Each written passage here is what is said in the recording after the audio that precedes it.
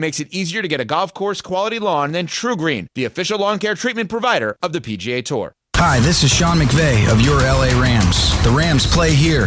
KSPN, Los Angeles. 710 ESPN. A good karma brands radio station. Oh! Previously on the Sedano and Kap morning show. It's Friday.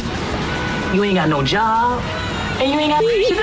It's Friday, gotta get down on Friday. Yeah, and as somebody who was younger and who was looking out for Big Bro at the time. But he was young. He wouldn't know not to get married. Yeah, what the hell would I have known at 21 years old? He was dropping Miami Heat everywhere. But that's my point. Don't you see that if he would have said to me, hey, listen, I'm dropping Miami Heat. You should be dropping Miami Heat. Let's go drop Miami Heat together. You know, let's go be Crockett and Tubbs. You know what I mean? Yeah. Turns out there's a Walmart right in my own neighborhood. Wow. They got it all. Yeah, it's like a grocery store, too. I was able to buy a sex toy in a Walmart. The Sedano and Kap morning show is on the air. The biggest show in ESPN LA history. A little sabor. Yeah, I don't think people like being called happy. You're the widow on the radio. No. Giant Mexican, horn section. And Did you have me on your show to berate me? Is that what you're doing now? Give me a freaking break. Do you want to know how many times I've talked to Rich Paul about LeBron ever? Oh, my God. I don't know. That was incredible. Way to dial it out. I was waiting for an entrance, That was incredible. I would say once, and it wasn't even, I jumped into a conversation that someone was asking him about LeBron. Like, it wasn't even me. Boy, this is ponderous, man. Ponderous. Scott Kaplan, eat a fat one, bro. The Sedano and Kap morning show on 710 ESPN. The all-new ESPN LA app. And on YouTube at ESPN Los Angeles. When I'm on vacation, you can talk all the schwanz you want. Right. Midnight in the desert. I'm Art Bell. We're bigger than U.S. Steel. Wow, that's crazy. Bit boy. Well, you want to woo-woo? Right now. Monstrous. Beto, I don't want to eat that. We did it, Dad. We did it. You were riding high on the stinger last time. Oh, big time. Right, that's right. Of course we were. This is Pepe Mantilla, your Spanish voice of the Los Angeles Lakers. This is the Sedano and Kap morning show on ESPN LA. Good morning, Scott. Hi, this is Matthew Stafford of the LA Rams. It's Sedano and Kap.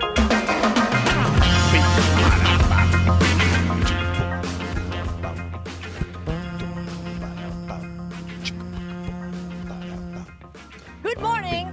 7:02 and 42 seconds. And the quack not working.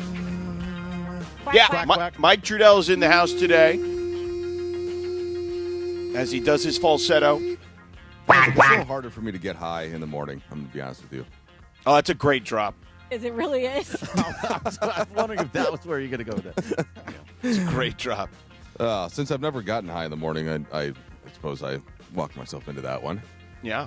But I don't really know what that's like, so maybe one day. Welcome, Michael. How are you? Hey. I like your kit that you're wearing this morning. Thanks. It's in honor of Marcus Rashford being selected to the English World Cup squad, which is a very difficult thing to do. They announced that this morning. Oh, well, excellent. I'm glad that was the case. Yeah. Yeah. Thanks for bringing that up. You know what they announced last night is that Matthew Stafford signed a 1-year, $55 million extension, which means the Rams are pretty drama-free all of a sudden at that quarterback position, despite there being a lot of drama come draft time when they drafted Tai Simpson. Now it feels like all things are smooth sailing from here on out for a while. I mean, this is where it was going to go always, right? The MVP, like it just was a matter of how much he was going to get, and then year one was not in any kind of question. Year two, you start to then do the math about, okay, well, here's what they spent in terms of the first round selection in not taking somebody else that maybe could have helped a win now team. But I've gone back and forth, George, on it at first being critical of it and now kind of respecting that the Rams feel like they can have their cake and eat it too. In this sense, where do you stand on that whole decision, how it plays into it? And again, yes, the money coming to Stafford, we got that, but just how this is going to impact the team in the next couple of years. I've been pretty steadfast in believing it was a brilliant move, to be honest with you, because Evan Cohen and I talk about this all the time, and it's one of the few things I actually agree with him on, which is you take a quarterback when you want one, not when you need one. Because if you take one when you need one, there's a whole level of pressure that comes with that you need to nail that particular pick right away.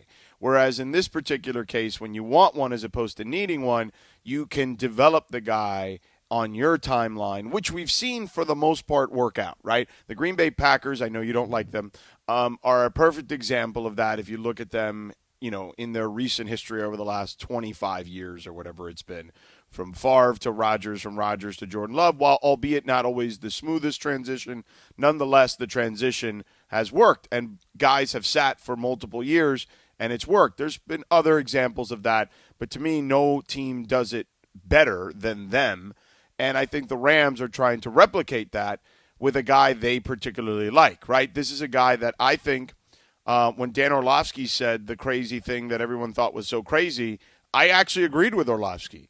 I actually felt like Tai Simpson, you can convince me he's better than Fernando Mendoza. I don't know if that'll play out to be the case or not, but I can make the case. I do a lot of college football. I watch a lot of college football. Tai Simpson played on an Alabama team that was not your atypical Alabama team. They're still very much in a transition, speaking of transitions, right, from Nick Saban to Kalen DeBoer. And Alabama's offensive line was not very good last year. Subsequently, their running game was not very good last year, which means there was a lot on Tai Simpson last year. So I think that I liked what I saw. I like he's the son of a coach. Tennessee Martin, his dad coaches there. I like all that stuff. I like that he sat and waited in college, which never happens. And so this transition will be easy. I mean, the kid seems incredibly bright-eyed and bushy-tailed about wanting to learn from Matthew Stafford over the next couple of years in any way, shape, or form. I just think that they've done a really good job here with this particular potential transition. Well, all right, before I rip the Packers, since I'm filling in for Cappy, should I have taken this off the rails before just going along? No, you can do whatever you want because I could always just bring it back to the rails. I mean, that's fine. No, all right. Just trying to gauge what happens in the show.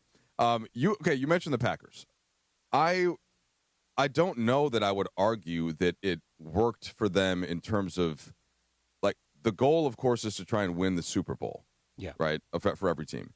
And if you want to go back to the Favre-Rodgers scenario, like that's probably a better example than the more recent one where Aaron Rodgers was pissed, of course, that they didn't get him assets with that in that kind of a spot and that he didn't know about it. We all remember all the drama around that. And then they didn't win that year. They didn't win the year after.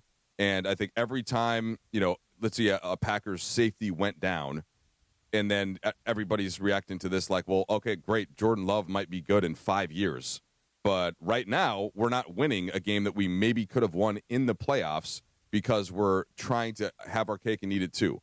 The basketball equivalent would be the Golden State Warriors and trying to figure out the top of the lottery that they had while they still had Steph, while they still had Clay and Draymond, and they weren't quite able to bridge that gap enough. So that's really all it is. Like if the Rams are excellent this year, which they should be, but they don't win, and they have a clear position of need that we don't know for sure what right now, but come playoff time, there's a couple of spots in the roster that just certainly could have used an uptick of talent, and you've got Simpson sitting on the sideline.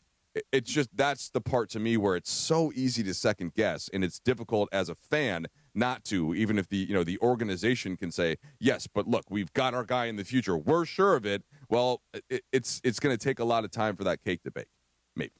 Sure, agreed. But I think that their biggest need last year was cornerback, and they addressed that via trade for McDuffie from Kansas City, who is, by all intents and purposes, a top 5 or 10 corner in the sport.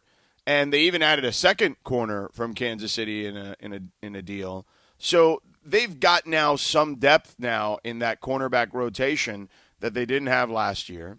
They've locked their safeties, which they seem to like, and defensively they still are going to really stout up front. So yeah, I feel like their only real weakness per se they addressed, And yeah, the team looks good on paper, but like inevitably there are so many different injuries that happen, right? And you can always use another linebacker. You can always use another offensive lineman. That's all.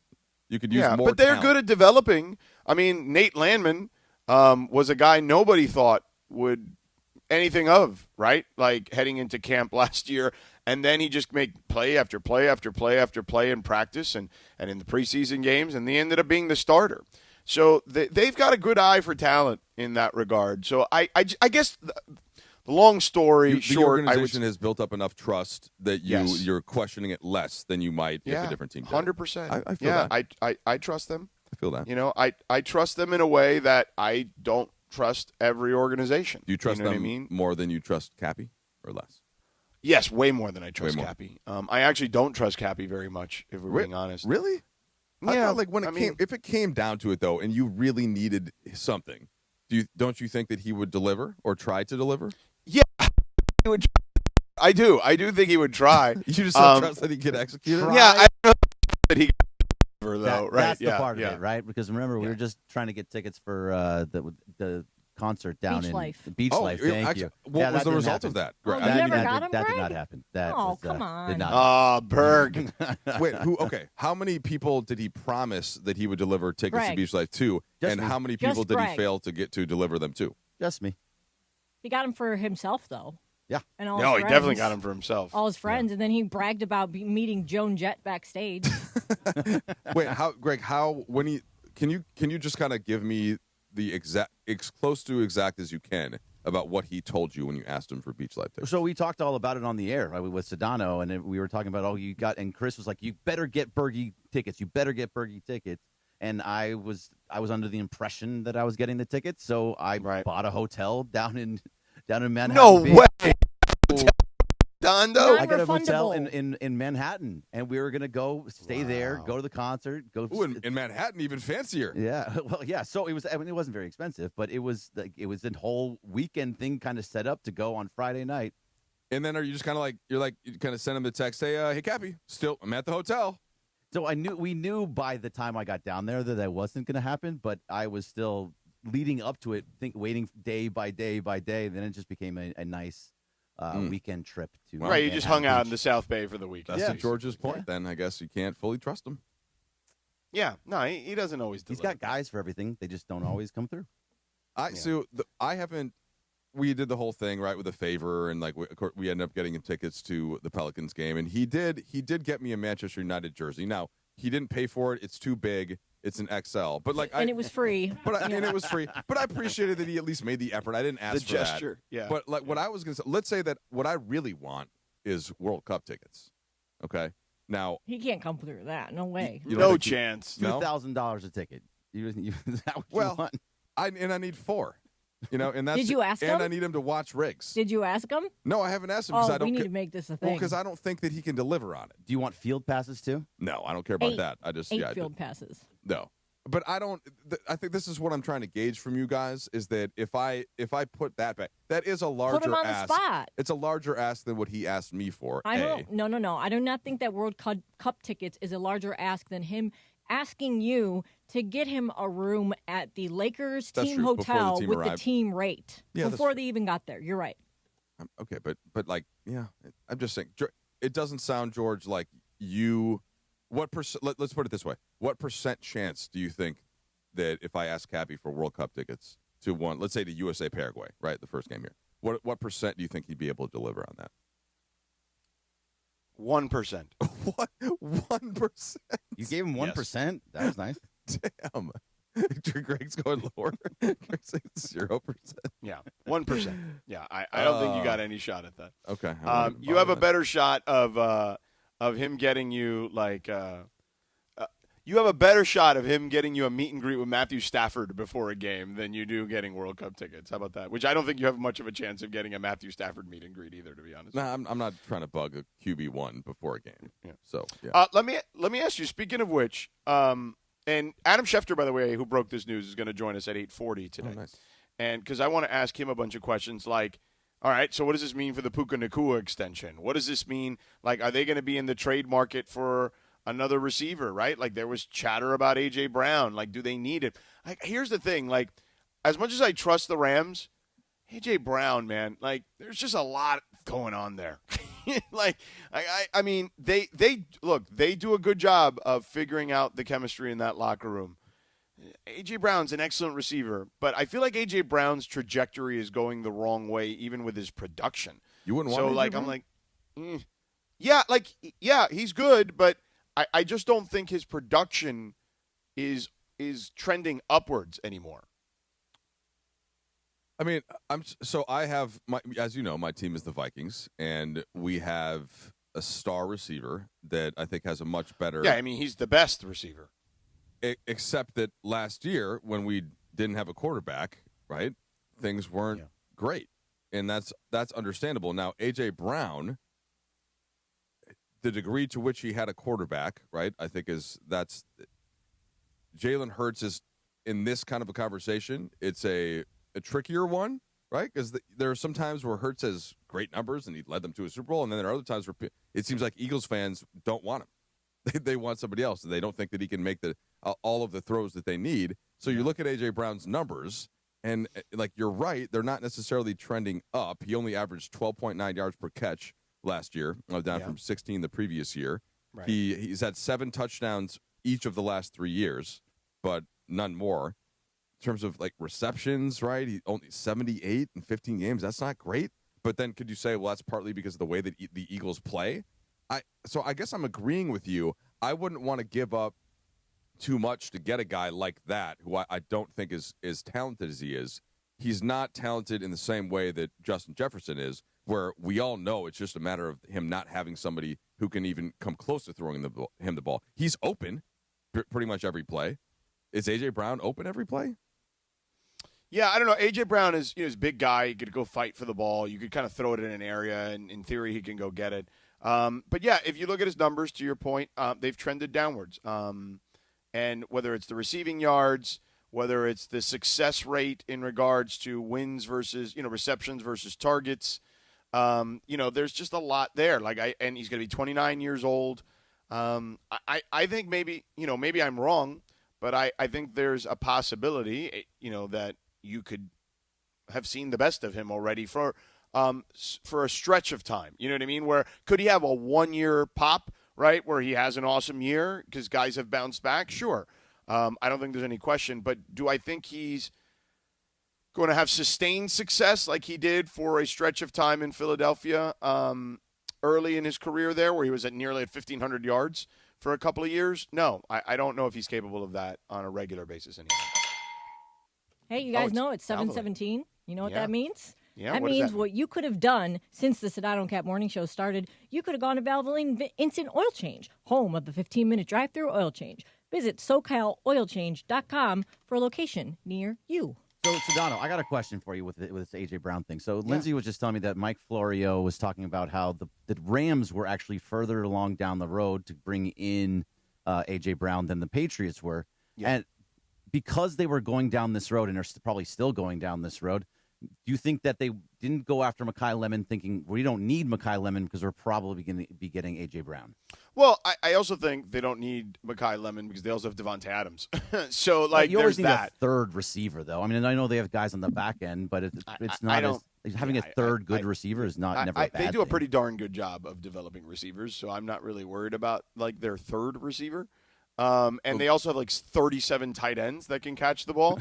So they do have a lot. DeMarco was saying too that they're with McVay, they don't really love playing rookies on offense, and especially in that system. And Stafford doesn't have the patience necessarily at this stage, right, to really have to develop a rookie and wide receiver and bring him into all of the different things that they do. But they did with Puka. Yeah. Well, he's an outlier, and Kupp was an outlier. And I think that's just it. You know what I mean? They've been really fortunate that they've had a couple of outliers. I mean, they had a lot more receivers than Kupp and Nakua as rookies who have contributed to this team when they were rookies. So, yeah, I just don't think, they probably feel like, could it happen? Sure. But it's not like you can count on the 5th-round rookie to pop a third time is what I would say. Yeah, I mean, they got Kanata Mumfield in the back, and he's pretty good, actually. He's pretty good. He has his moments. Jordan Whittington, I mean, I'm still not fully sold on that guy, but he's going to be the third receiver right now. I don't know. Overall, if you're looking at things that the Rams could have needed instead of Tai Simpson to kind of go back to that, it would have been either another receiver or it would have been an offensive line because as Chris Canty was saying on Unsportsmanlike, 6 offensive linemen went after that 13th pick. Well, and by the way, to sit here and say that they can't count on a 5th or 6th round pick to pop. I mean, the kid they took from Miami is good, C.J. Daniels. Like, he's a good player. I know you, bro. Yeah, he's a good player. So, all right. Well, I'm going to be Christopher for today, just so you guys know. So I'll get us do the ins and outs. Okay. And real quick, we're going to tease Bergie's 3 things. The Dodgers, 3 things, and we got the Dodgers. We got 50 games in the books now. We got injury updates and, of course, a big series against the Milwaukee Brewers. All those things will be broken down in Bergie's 3 things with the Dodgers. But go ahead, Linz. We're going to break it down. But coverage and content of the 2026 NBA playoffs on ESPN LA is presented by Pechanga Resort Casino.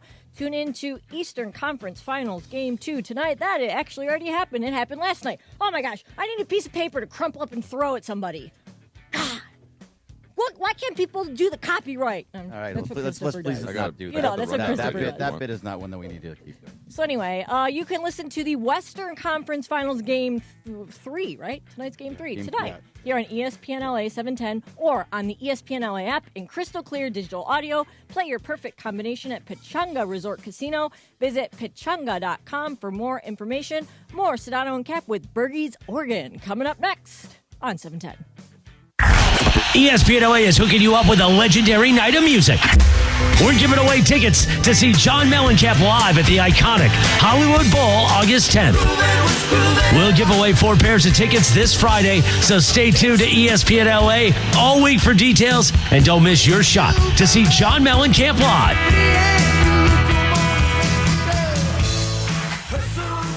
ESPN LA and Live Nation bringing you live music in Southern California. Rams fans, D-Far here. The Rams are making history in 2026, heading to Melbourne, Australia to face the Niners. You can be there. I've teamed up with True Fan Travel to hook you up with the ultimate fan experience. Game tickets, hotels, exclusive events, even a chance to meet me all in one package. This isn't just a trip, it's a once-in-a-lifetime experience. Spots are limited. Don't wait. Visit TrueFanTravel.com right now and secure your spot. That's TrueFanTravel.com. See you there. Waba Grill is an LA original, so we've got to keep it real. Real fresh with our Asian-inspired menu that's grilled to order every time. Real quality with our marinated proteins like hormone-free chicken, ribeye steak, wild-caught salmon, and shrimp. Head to Waba Grill for $5 happy hour, weekdays after 3 p.m. and try our new chili crisp dumplings, paired with a premium or beverage drink, like our delicious Thai tea, both for only $5. Only at Waba Grill. It's for you. Hey guys, it's Sedano. Next time you're at my home away from home, LAX, look up. You'll see the future of travel in action. It's the all-electric Skylink train. It's now testing, and trust me, this is a game changer. What does it take to build a champion? It takes round-the-clock preparation. And soon, Skylink will connect you to the airport terminals, the new rental car center, and LA Metro. From practice to prime time, the LAX Skylink. Fast, free, and built for LA. In testing now to help you skip the traffic later. At Uline, they know going the extra mile takes hard work. For companies pushing to go further, Uline will go the distance with you. 24/7, they answer the phone to get you the shipping and industrial supplies you need. Business can move fast. Unexpected large orders, adverse weather, new safety guidelines, and changing economic trends. Uline works hard keeping 41,000 items ready to ship, minimizing detours on your way to the extra mile. Visit uline.com. Harry Douglas here to tell you about Confetti Craze 5-Hour Energy. It tastes just like the best birthday cake ever. Vanilla, buttery, frosting vibes. It's basically a party in a bottle. And here's the best part. All cake, no sugar. And you know I love my cake.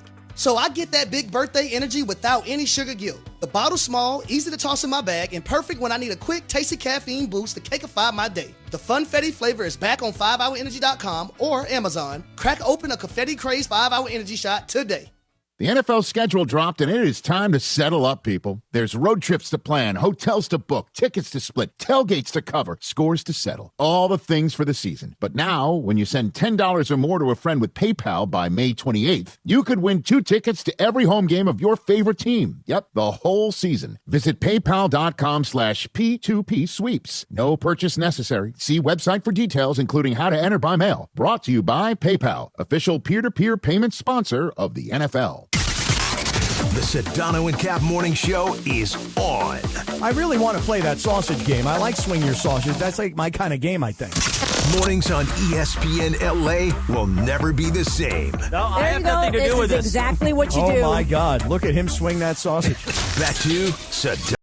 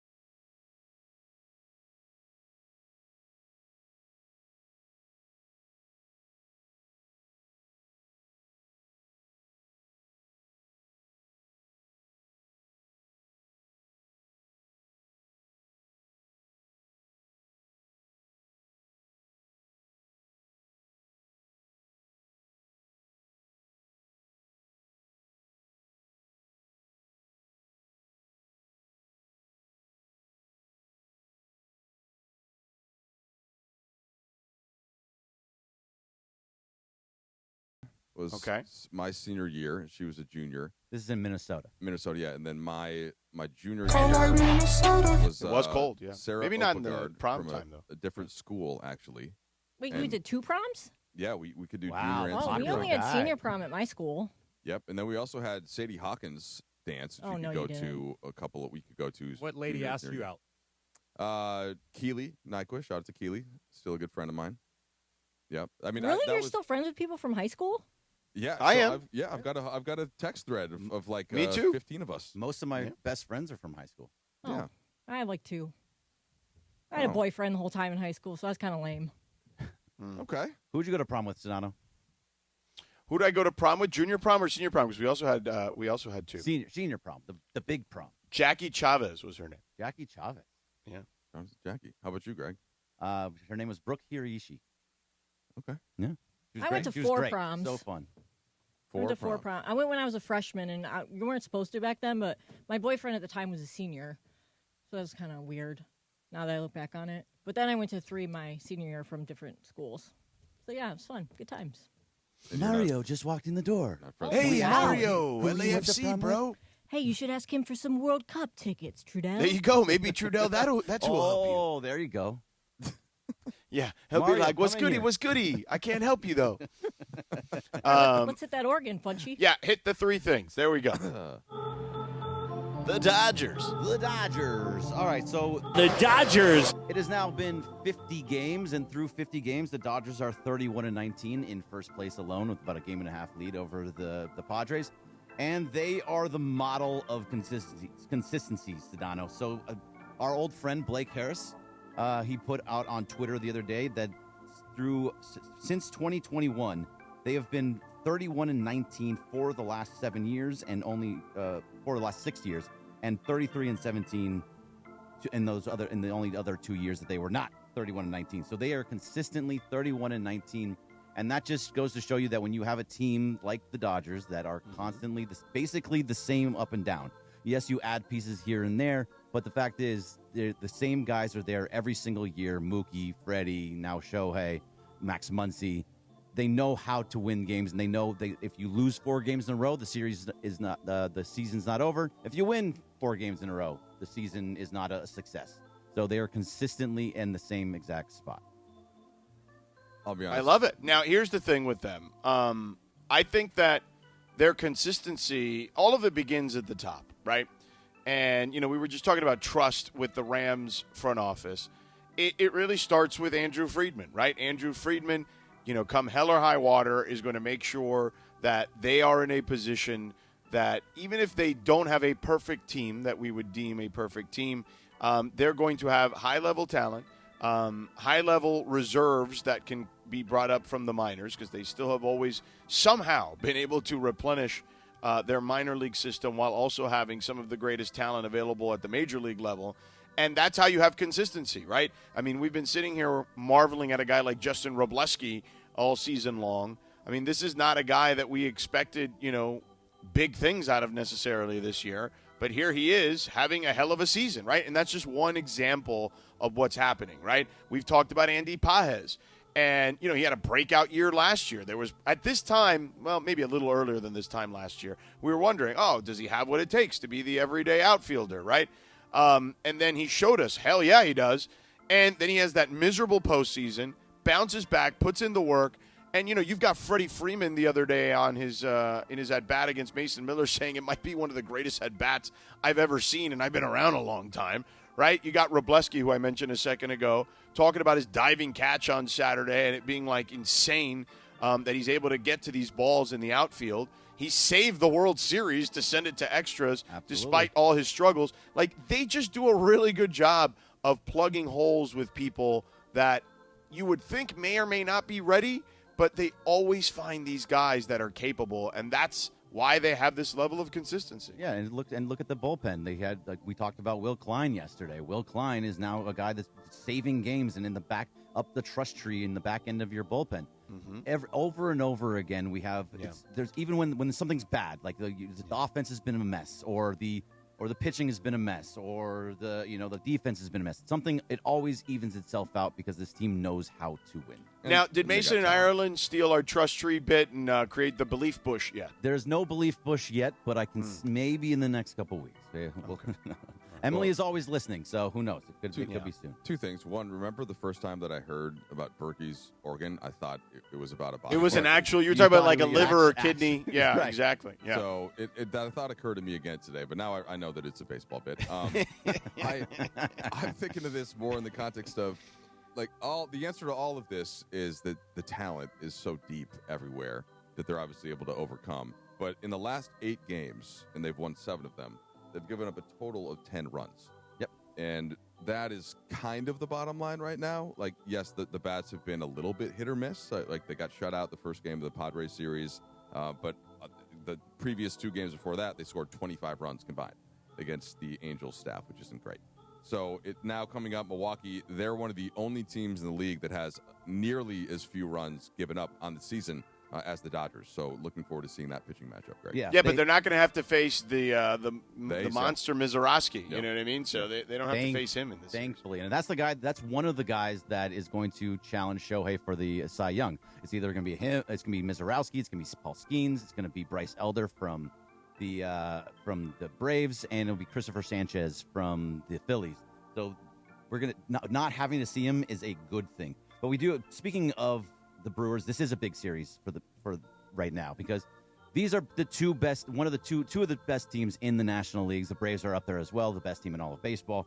But these two are just really going to show you kind of like where you're at in this moment because two consistent teams that are always in the playoffs. You faced them in the playoffs a lot. You played them last year, swept them, and that was amazing. But the Brewers swept the Dodgers last year in 6 games. So it just goes to show you that this is going to be one that's going to be a fun series, and it will tell me specifically about the Dodgers that the hitting is where it needs to be still. You know what? I don't like the attitude that both of you guys just exhibited there. What's that? You're the Dodgers. You're scared of facing Mizorowski? No, I don't. I mean, not scared. You don't want to see him. But you don't want to get his ERA up there a little bit. Really by having good. I mean, he's insane. Yeah, great. Good. Yeah. So, to be the best, you got to beat the best, right, Trudell? You got Shohei, Mookie yeah, but Betts, not in Freddie May. Like, come on, right? Man. We're ducking dudes. I will face him in September and October. Yeah. I don't need to see him in May. I'm fine with that. Here's the thing. The more to you your see point, him, the better. If you're going to have to see him again. I guess you'll see him at some point. They'll face them again. So as you guys know, my boys are playing Little League right now. There's this one stud pitcher in the league, right? Yeah. And the opposing coach has deliberately not thrown him against us all season to save him for the playoffs, basically so that the kids can't see him That's and get used to his speed. amazing. Because he throws harder than everybody else in the league. And you guys are basically doing the same thing as that soft-ass opposing coach. How old is you your know son? who you are. How old is your son? Yeah, exactly. These You guys know are major amazing. leaguers Evan, if you're that listening. just faced Mason Miller throwing 102 miles an hour at their face. Well, but I'm Hey, saying, listen. every guy's different, and I'm just saying, you guys are soft. Yeah, well, listen, we faced a 7-year-old team this year that, instituted a shift against my son. Yeah, at one because they point. don't want to, exactly, because they're scared of him. Because they see Mateo get up there, and they want nothing to do with it. I was stunned to see that, to be honest with you. I'm like, wait, what? What is happening? They're George, shifting the infield? I have not seen a shift in my league, in our league this year. So Yeah. shout out to Mateo for bringing that on. Yeah. Well, They did it twice in the same game. I couldn't believe it. Did it work? Yeah. It did not. Speaking of infield and shifts, there's going to be a shift in the infield pretty soon because Kike Hernandez is he's due to be off of the 60-day IL on Sunday, and so he could very well make his return on Monday. Now, what that means, probably a guy like Santiago Espinal is probably going to be DFA'd at that point. That's going to be the end of the time for Espinal. Oh, I hate when you get DFA'd. Yep, don't you? Designated for assignment if you were needed to know what that meant. But so I remember when Cappy had no idea what DFA Well, I was He didn't going to say, know can we what do a lot that to of- Cappy? he doesn't know what a lot of those acronyms mean. I mean, listen, Cappy might get DFA'd. His deal's coming up soon. Hey, nothing's signed yet, so who knows? But yeah, so Kike coming back, that's a huge deal coming off the 60 days. So Espinal probably going, and then that adds depth and another right-handed bat off your bench. And then after that, Tommy Edman is getting closer and closer. He's already running at full speed. He's going to start taking some live batting next week, and then he's going to be due for a rehab assignment. So he could be coming back in June, which could mean the end of Haesung Kim up with the big club and going back down to AAA. But then that makes your team whole again at least on the offensive side, which is nice. Like, good to see the guys that you need playing well in September. And look, I don't think it's a bad thing that again they've been able to get guys that have been plugged in that have done a nice job. By the way, here's what I have on the pitching matchups for this matchup against the Milwaukee Brewers this weekend, Berg. I've got Wrobleski versus Logan Henderson today. Then you got Sasaki versus Robert Gasser tomorrow. Gasser, by the way, what a great name for a pitcher. And then Sunday you got Yamamoto against Brandon Sproat. Yes. So everything is moving back. And then Eric Lauer, who they got from Toronto, should be pitching on Tuesday next week. Yeah. Now, he was really good for them last year, but not so good this year. What's the deal with him this year? Yeah, he was a mess this year. I mean, pitchers have bad outings, but I think he was something around 1 of 6, 1 and 6. And this last outing that he had with Toronto, he faced the Angels, the bad Angels, and lost 6-1. So he has not been great. I saw an article where he was saying that he was. Hey, where's Bergie's organ? Oh, our organ's gone. He was saying that he. There you go. Thank you, Punchy. He was saying that the issues were that they use openers a lot, and that was using openers for him, and he didn't like that. So now being here, he won't have an opener. See if that changes things, and he can get back to the guy he was last year. Yeah. All right. Well, there it is. That's Bergie's 3 things. Now you can get rid of the organ. The Dodgers. Now, Funchy, now that you're here, we have family business. We have family business to attend to here with you very quickly. You are in the Ball Knowers chat, okay? And oh goodness, Ball Knowers. You admitted to us the other day that you were watching the 90 Day Fiance reunion, and we're not watching Game 1. A literal instant classic in the Western Conference Finals. Like, outside of, like, Robert Horry hitting a shot against Sacramento, like, there's probably not a lot of other games in conference finals history that I can recall off the top of my head, and this will be one of them. And you were watching 90 Day Fiance. It was the reunion. It's like the Clay game at OKC. Right, 6. Yeah. Right, you had all those threes. Right, yeah. And like, here's the thing, Funchy. I feel like Cappy was very disappointed in you. He actually felt like we should remove you from the Ball Knowers chat. First of all, Cappy was watching baseball on the big screen. I know, that's what I'm talking about. Claimed that he was watching basketball on That's his true. phone. So that is I don't true. want to hear it from him. Yeah, that is true. But Trudell, does Funchy belong in the Ball Knowers chat Now, Funchy, how much playoff basketball have you watched since? Did you watch? I watched the San Antonio and OKC game 2. Game 2. I watched about maybe 80% of it. Yeah. And then last night I watched about half of it because I got home at halftime. Okay, but you did watch the second half. I did. Knicks And it was already sort of out of hand, sort of, when I was watching. Yeah. I mean, sorry, Lindsay. I'm a little biased here because I go back with Funchy, and yeah, I'm okay keeping Funchy. Cappy brought it up that he should be out of the ball knowers. And here's the thing, like I don't mind a husband getting down in the trenches and watching some reality TV with a wife. Oh, no. Funchy is the one who wants her to watch it. That's his stuff. Like, he loves it. He lives for it. I'm not lying. I got my wife into 90 Day Fiancé. See? Well, okay. But, I mean, Now we're getting a little closer to dangerous territory. Don't let him fool you. Now we're. But my logic was it was game 1. I didn't know if it was going to be a classic, instant classic. Okay, no, now you're speaking too much, okay? Why? Because, of course, it's the first time that 2 60-win regular season teams have met in such context. They were basically fully healthy going in. Now, of course, there have been a couple of injuries. So that I can't buy. The excitement going into that game, it was very clear. Yeah, but Mike Trudell, you should have saw my excitement when I saw the 90 Day Fiancé on the app earlier than when it was going to air here. That the reunion was popping. You should have saw my excitement. Are you arguing with him to stay? Do you want to be out of the chat? Because he's trying to keep you in, and you're arguing the other way. I'm just letting you guys know.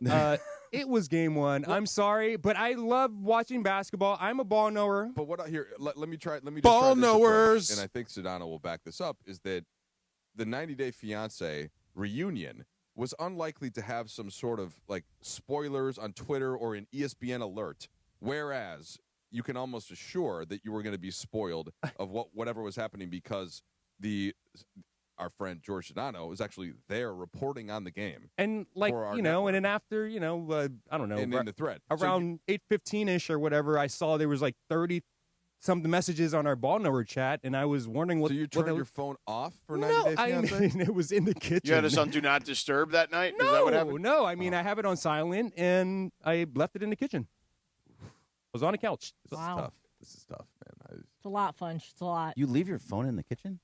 I didn't mean to. But like I said, that's how locked in he was. He even noticed. Like I said, I got really excited when I saw that it was on the app early, and I just kind of dropped whatever I was doing. By the way, usually people ask me this, George.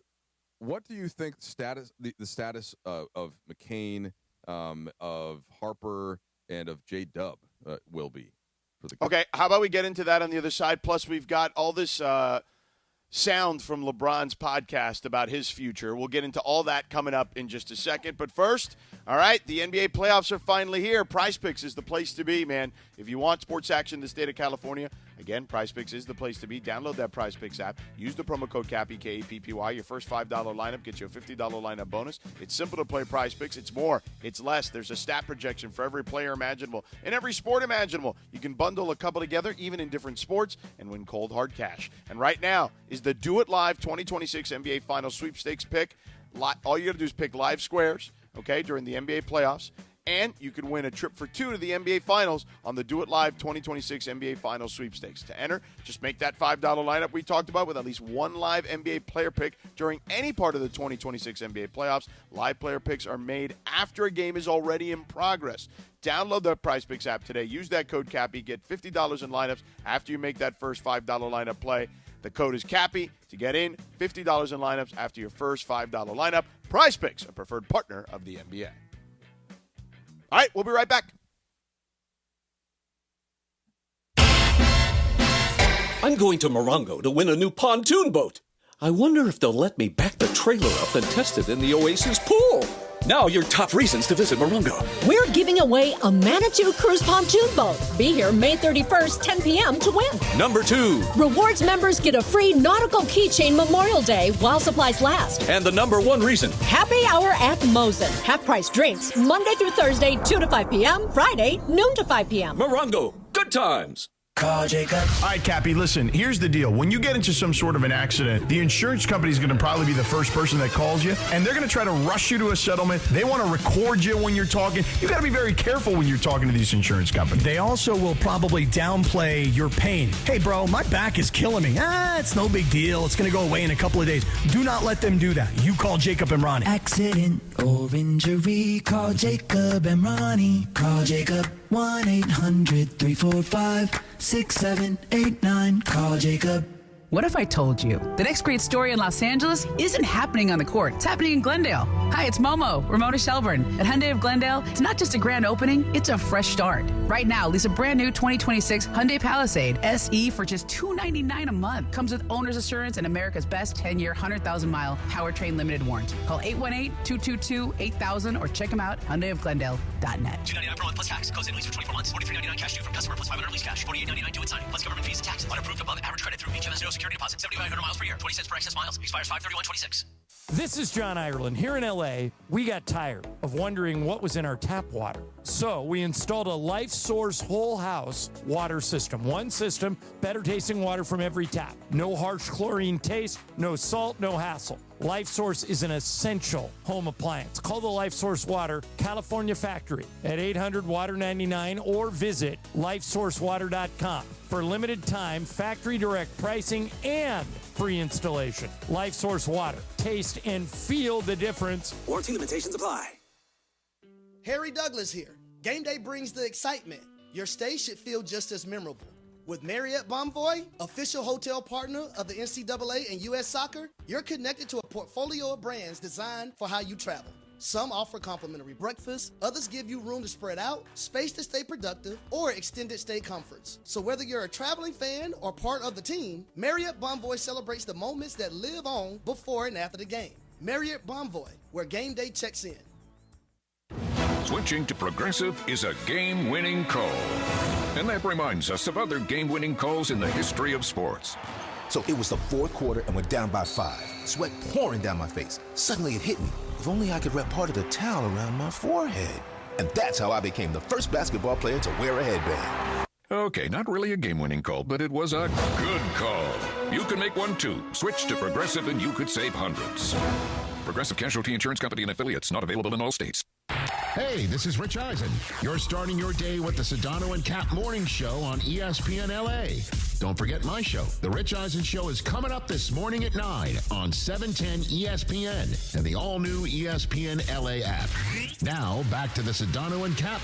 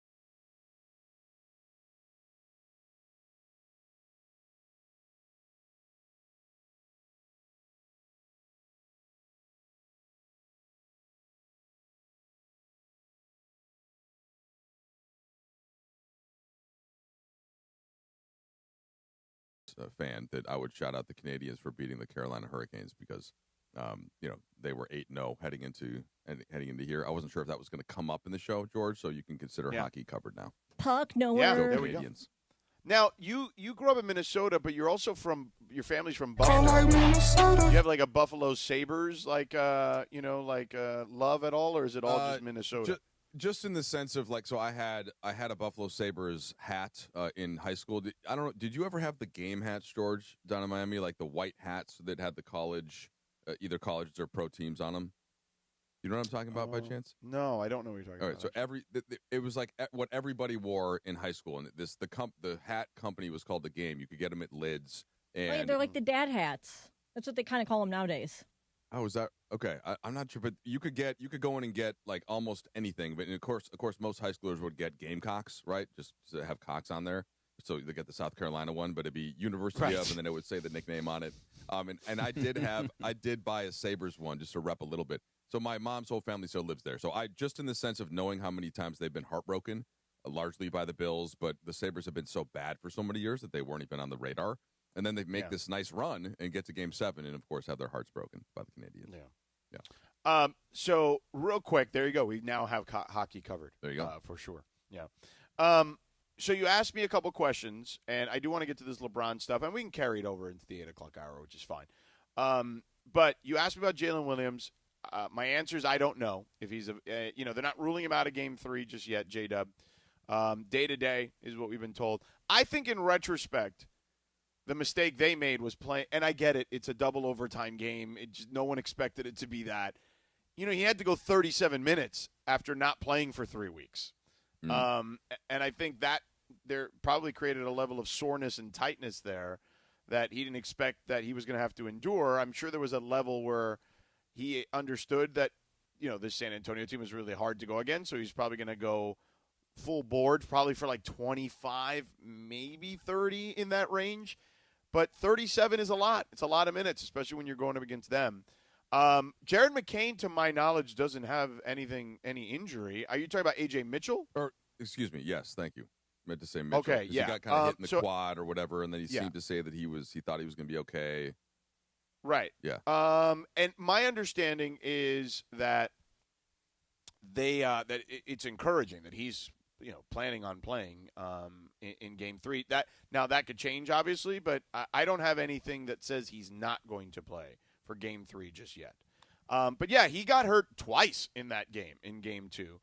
And then Dylan Harper, nothing, because as you know, the Spurs, neither of these teams are great on giving injuries. I would say most teams these days are not great on updating injuries. We usually end up finding out by some sort of insider about the injuries. Right. But, yeah, I don't know on Dylan Harper either just yet. But the Harper one. He went to get an MRI, so to me, that means that's not good. And he didn't return. Yeah.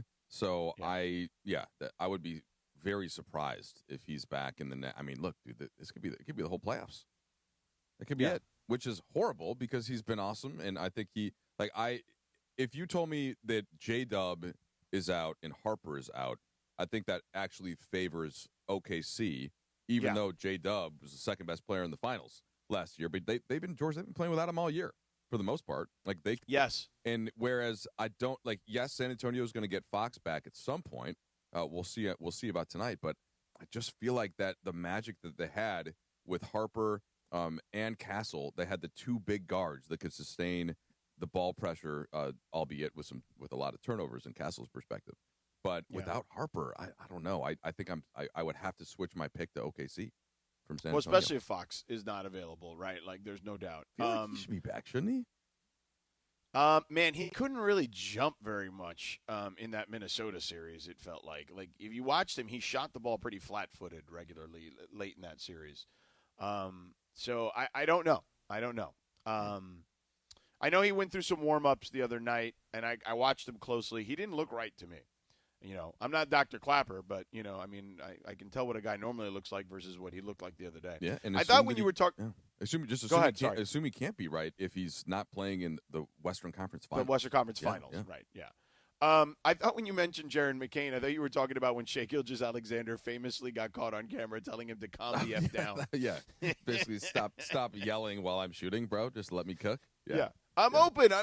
Yeah, bro, okay, we get it.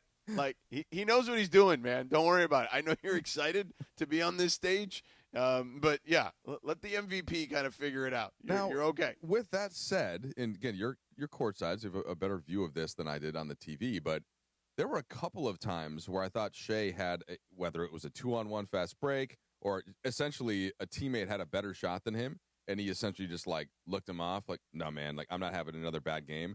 And I didn't love that. I still think that more times than not, the basketball karma and just the better play is to guarantee the hoop as opposed to look somebody off. But Jared McCain running around a corner in that sense, in the same way. Oh, here's the play. We're seeing it right now on YouTube as he's going to turn and yell here. Yeah.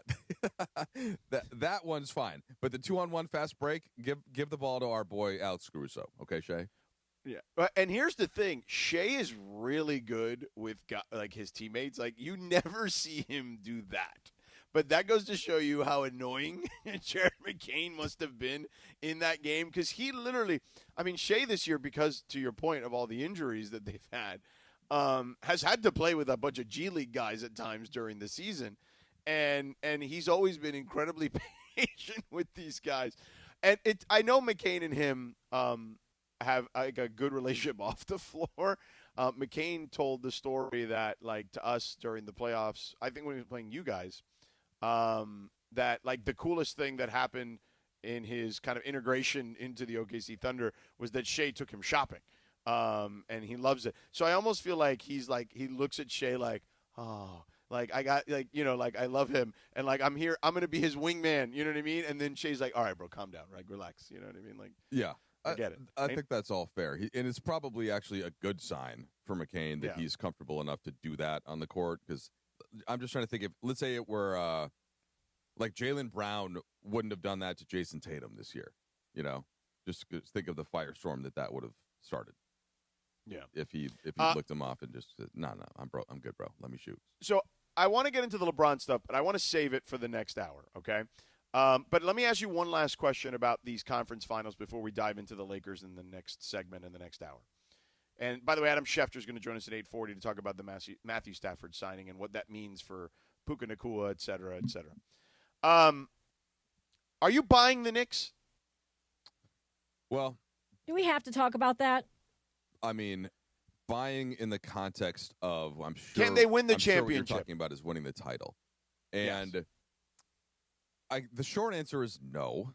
I told Lindsay, because Lindsay asked me, I came in the other day before the series started, hey, you know, what do you think? What's your prediction for the games? And I don't know, Lindsay, I don't know if you were hoping that I was going to say Cavs, or if you were hoping I wouldn't, so you could kind of dunk on me if they did. Like, what was your goal there? First of all, I just want to say that even though I feel very defeated already, being down 0-2, yeah, you know what they say, a series doesn't start until the home team loses. And they did it last round, so okay. I'm not shaking in my boots completely yet. However, I did not watch the second half last night because I was so upset. And I thought, well, if I wake up and they won, it'll be a good surprise. But otherwise, I'm going to sleep. And, you know, I woke up and I was just like, yeah, that's what I thought. So I'm kind of losing some hope. Okay. Lost quite a bit of hope. But yeah, I was just hoping that you would say it would at least be competitive, because I don't think the Knicks are that much better than the Cavs. So I thought I was kind of between Knicks in 5 and Knicks in 6, and out of just kind of, I don't think the Cavs are bad by any means. So I gave them enough respect to think that they could get to 6, which is really like losing 4-2. It's not that great. But what does that say about the Knicks? They are clearly better than even they were playing in the regular season, because they finally figured out how to unlock Cat as this hub on offense and not just put everything on Jalen Brunson and say, hey, go get us buckets all game. Cat, you stand in the corner, you space as a stretch 5. So that's how they ended up winning game 1, though. Yes. Now, game 1 to me was a little bit more about, like, I just thought they looked rusty because the they had Cavs been off melted for a week. Down and the Cavs were sharp. They had come off a 7-game series, and I think I don't even know that it's a full meltdown as much as they just that's when Game 7 caught up with them finally. Like so as the Knicks were heating up, they were then getting fatigued, and what happened in the previous series that both teams came into play, and then Kenny Atkinson didn't call timeout, which I think he should have done it 3 different times. He had like 3 of them left. So that we 4 don't have actually.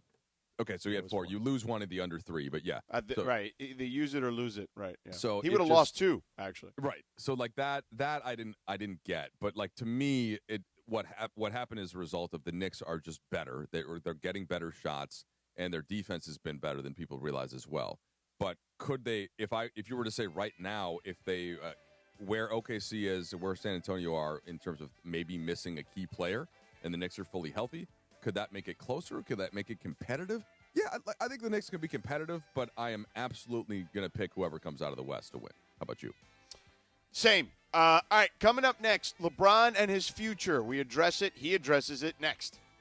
But first, it's a live Nation Ticket Friday on ESPN LA. Listen all day for your chance to win tickets to see John Mellencamp live at the Hollywood Bowl on August 10th. When you hear the cue to call, be caller number 7 and don't miss a legendary night of music under the stars. More of that coming up next on 710 ESPN. This is the Sedano and Kap Morning Show.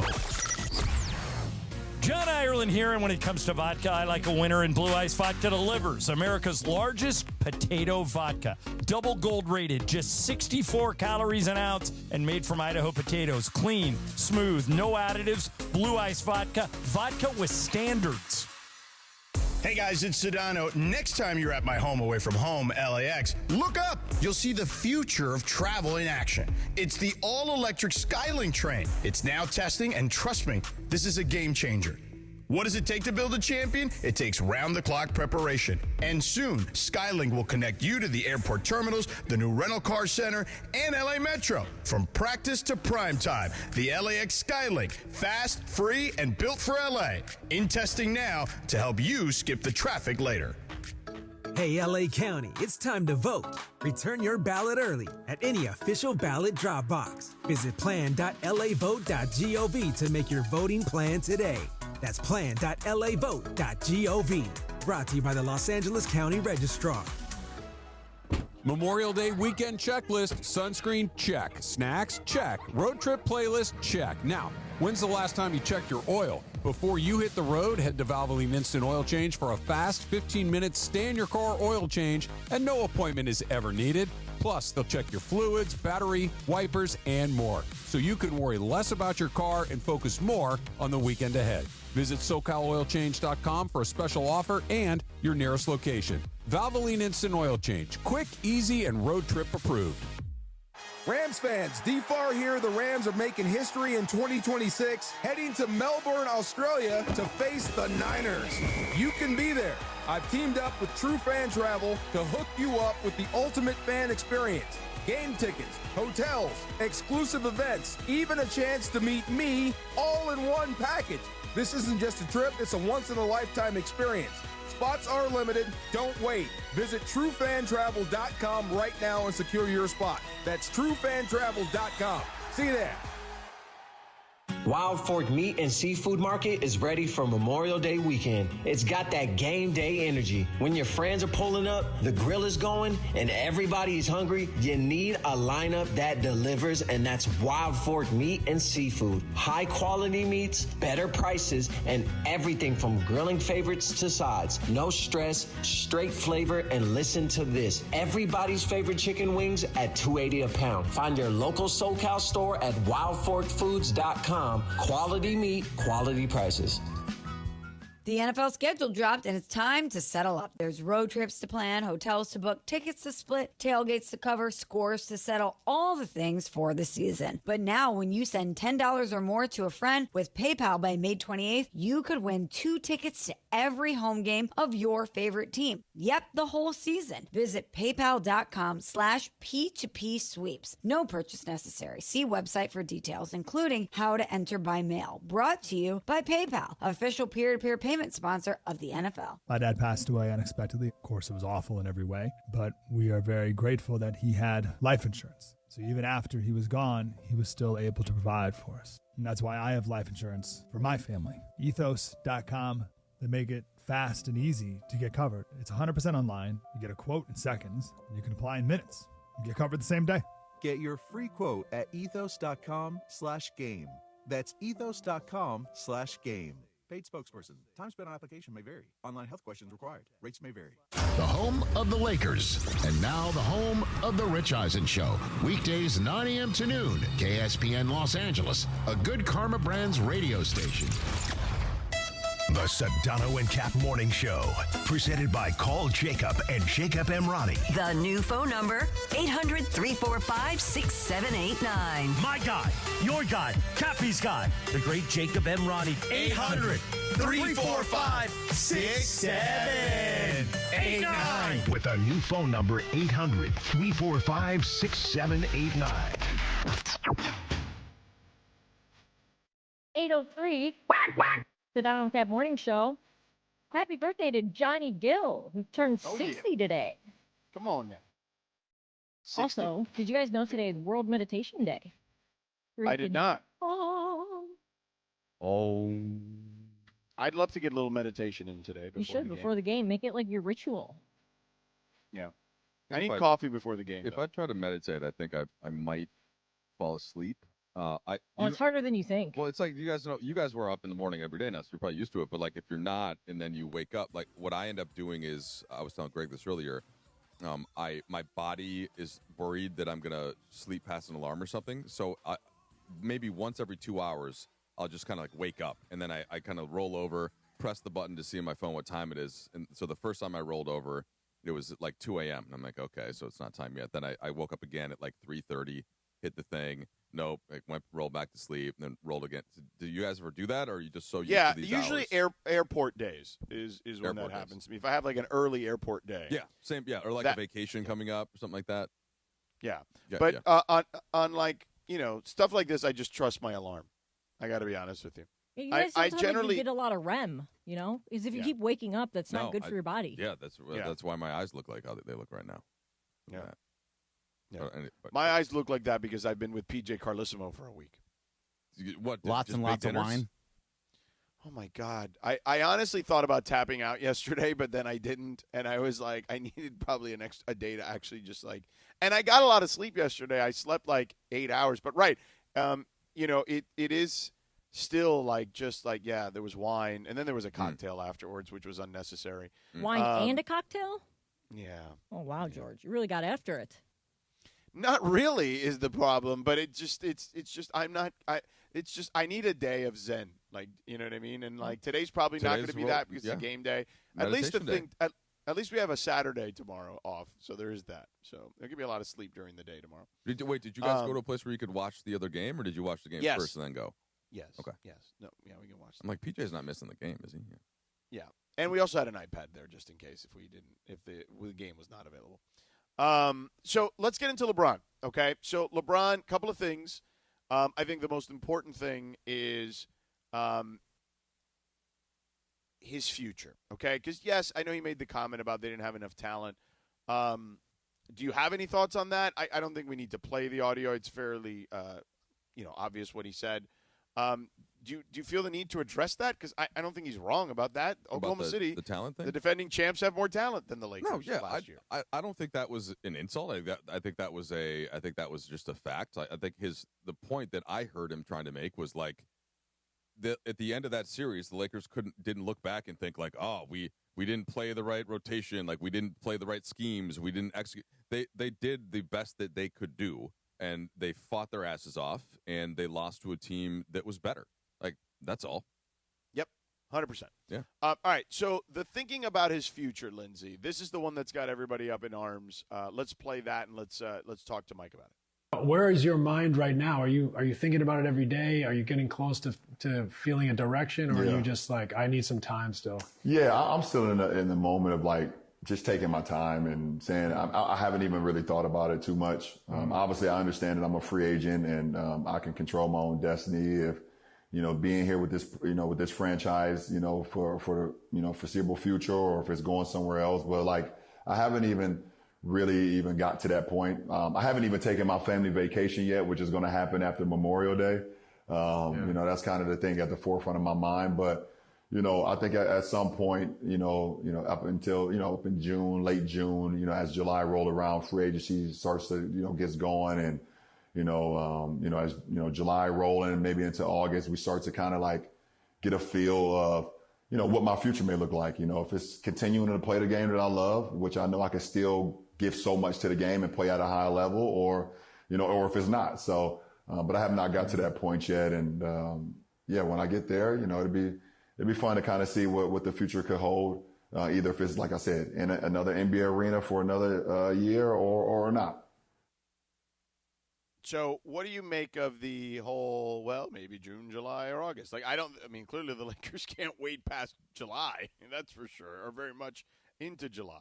Yeah, I don't personally read a lot into this. You can tell me if you think I'm wrong. So I remember I was there, obviously, when LeBron did his quote-unquote exit interview right after the last game, and then I was there for J.J. Redick and Rob Pelinka speaking about it.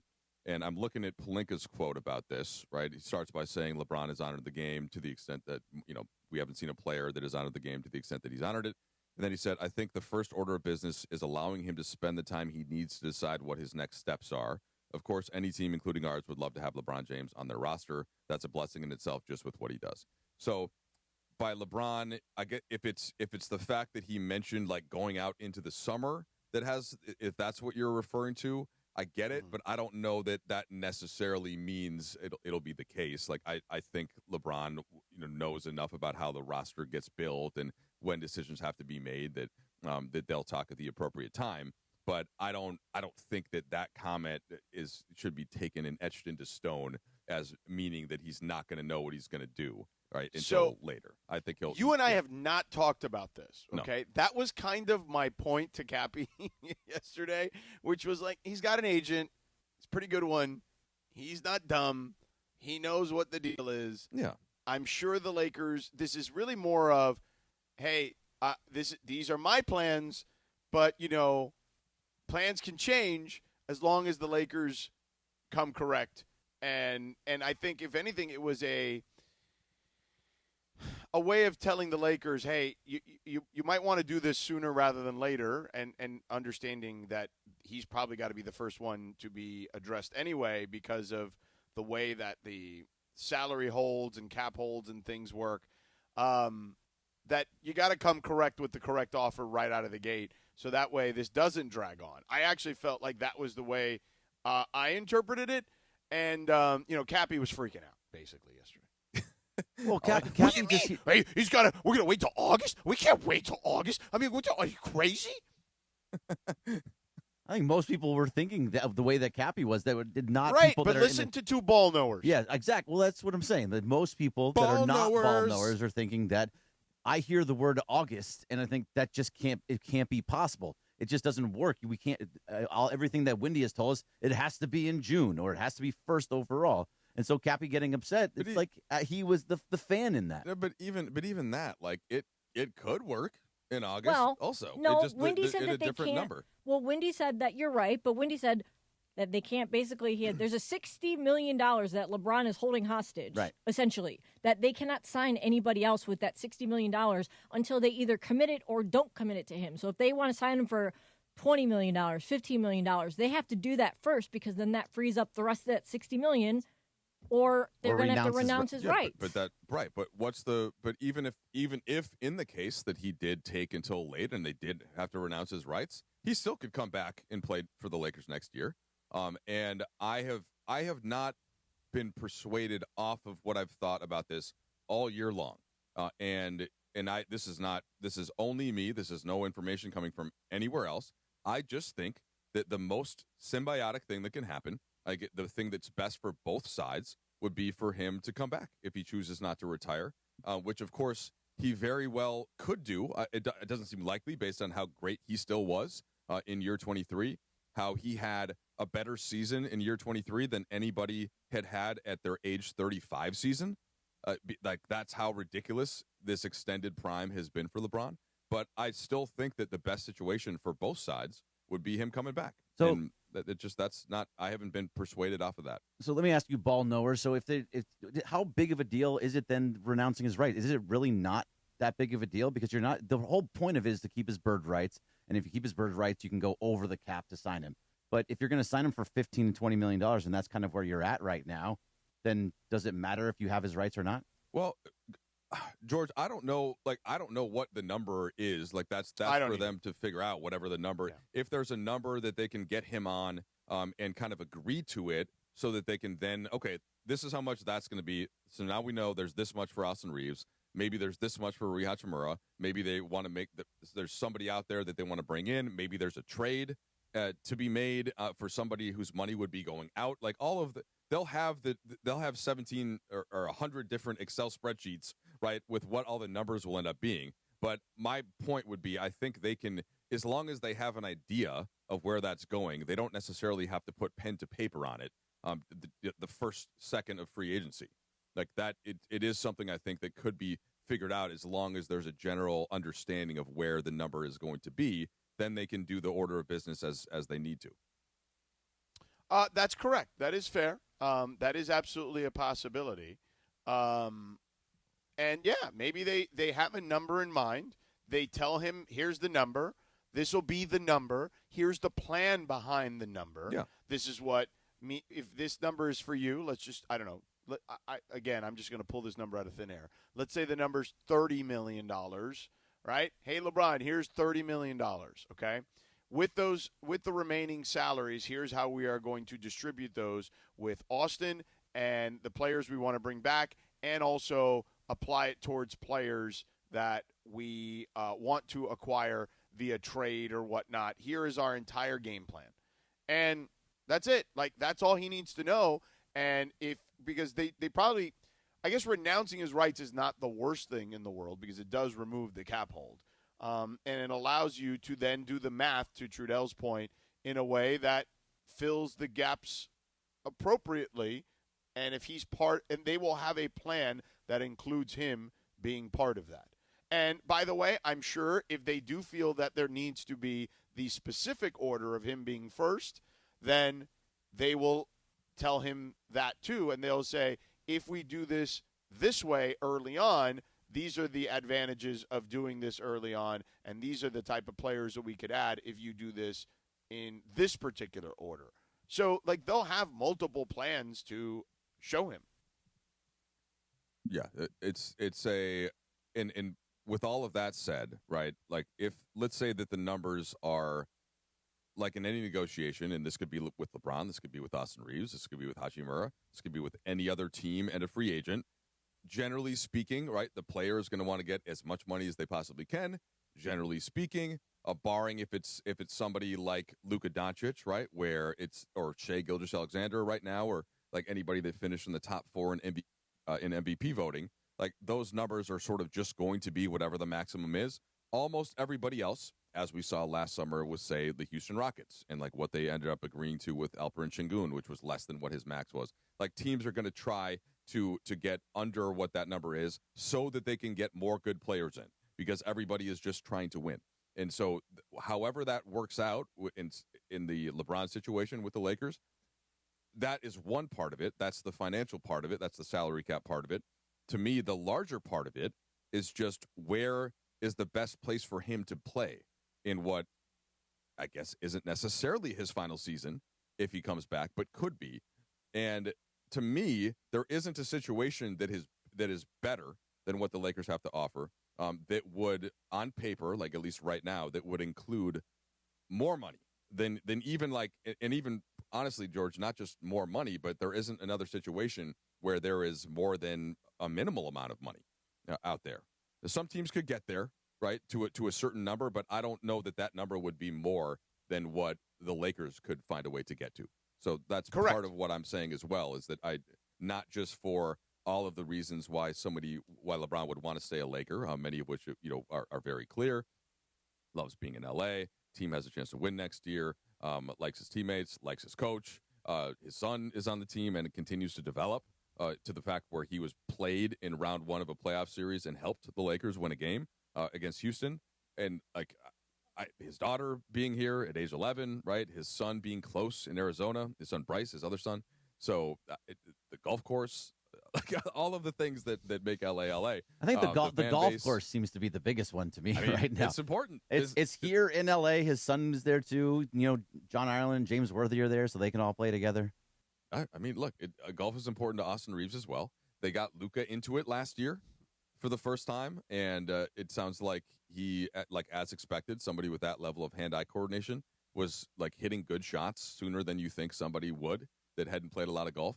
So, all of these are factors, George.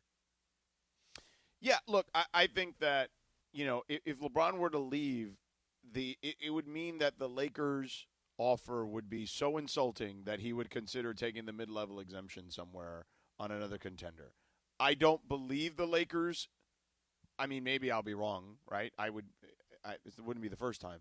But I would find it hard to believe the Lakers will come up with an offer that's insulting enough for him to be spiteful enough to then go take a mid-level exemption somewhere else. So how insulting is just the mid-level exemption? Is there any possibility in your mind? It's $15 million. Yeah. That's pretty insulting from 50-some-odd million. But let's play it out. So if Rob Pelinka and all his bunch John of people wanted him to take 20 the other day on his radio show, which I believe is insulting. Okay, but is there any chance in hell, basically, that you can go to him and say, I got these guys that are all going to, the money that you're going to make $15 million on the exemption, but we're going to use what we would have paid you, and we're going to get this guy, and we're going to re-sign Reeves. We're going to do here is the plan if you sign for the mid-level exemption, and maybe in your possibly final year. Yeah, I think that's a non-starter with the Lakers. So it's a non-starter. So that's my personal belief. Right. So what is the lowest amount in your mind? I think probably 30 is the lowest amount in my mind.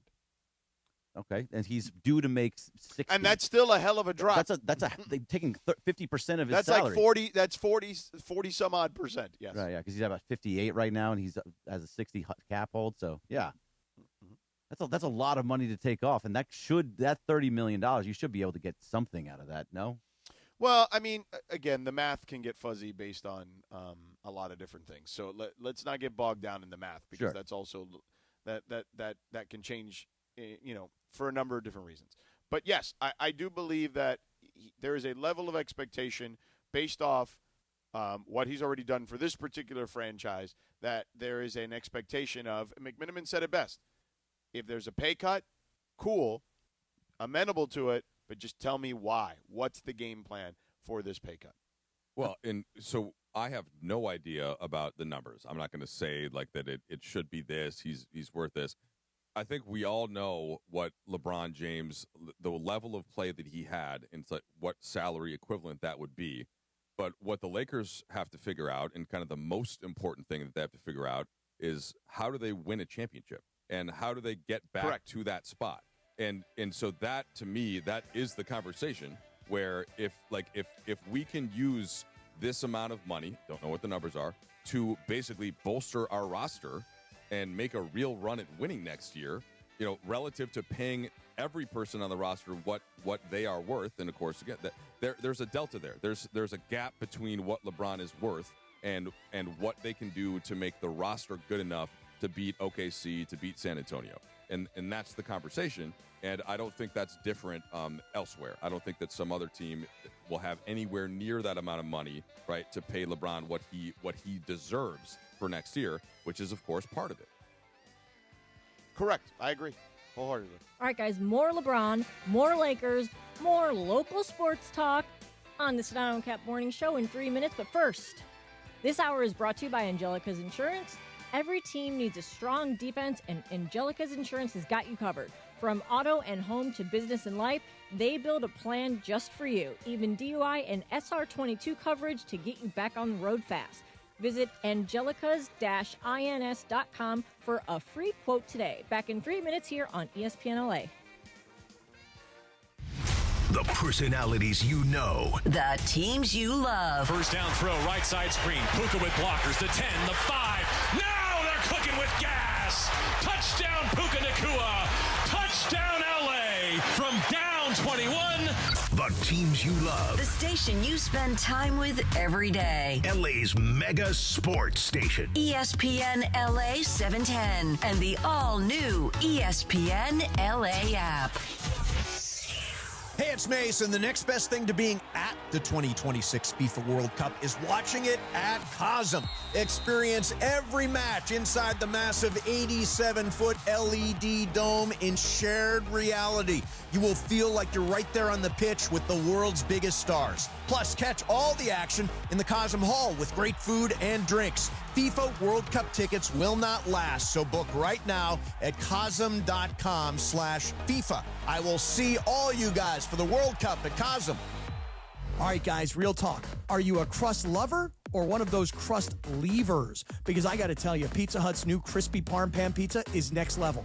It's the original pan crust you already love, but now they've baked Parmesan cheese right onto the edge. I'm talking crispy, golden, cheesy crunch with that soft, fluffy inside. Grab a medium, one-topping crispy Parm Pan for just $11.99 or go large for $3 more. Order now at pizzahut.com or on the Pizza Hut app. No one out-pizzas the Hut. Limited time offer. Additional charges for extra cheese, toppings, and recipes.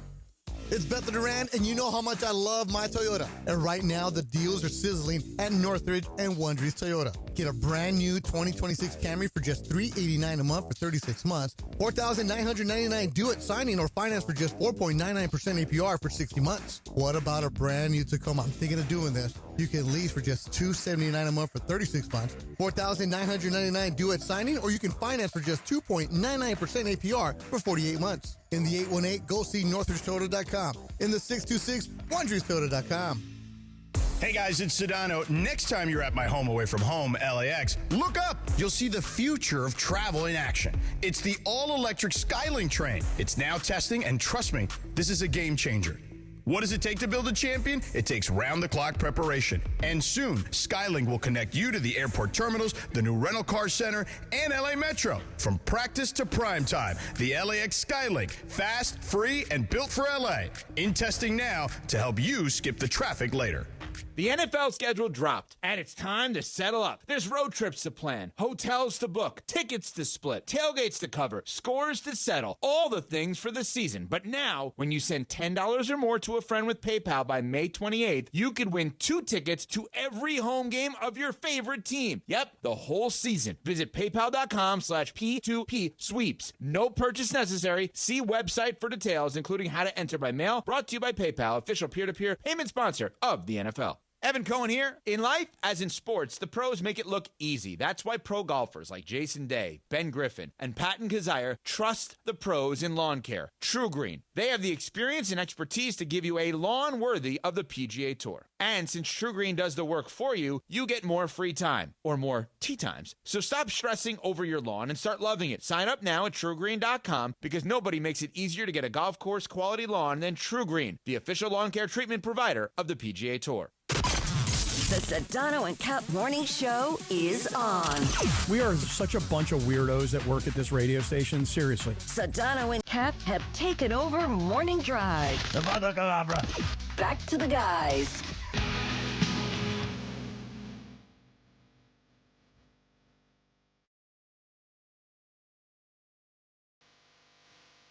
$8:26. Sedano and Kap Morning Show. And happy birthday, 67, to Morrissey from Smith. We were just talking about them the other day. I think we played the song too. And I thought, oh, it's from The Wedding Singer. Yeah. Great Don's movie. a huge Morrissey fan, aren't you? I am a big Morrissey Smiths fan. There's no doubt. It's a great song, How Soon Is Now. We played it the other day when I didn't want to do the OTDs. They're also a very important band, I would say, to LA, the Smiths and Morrissey. He never finishes his concerts.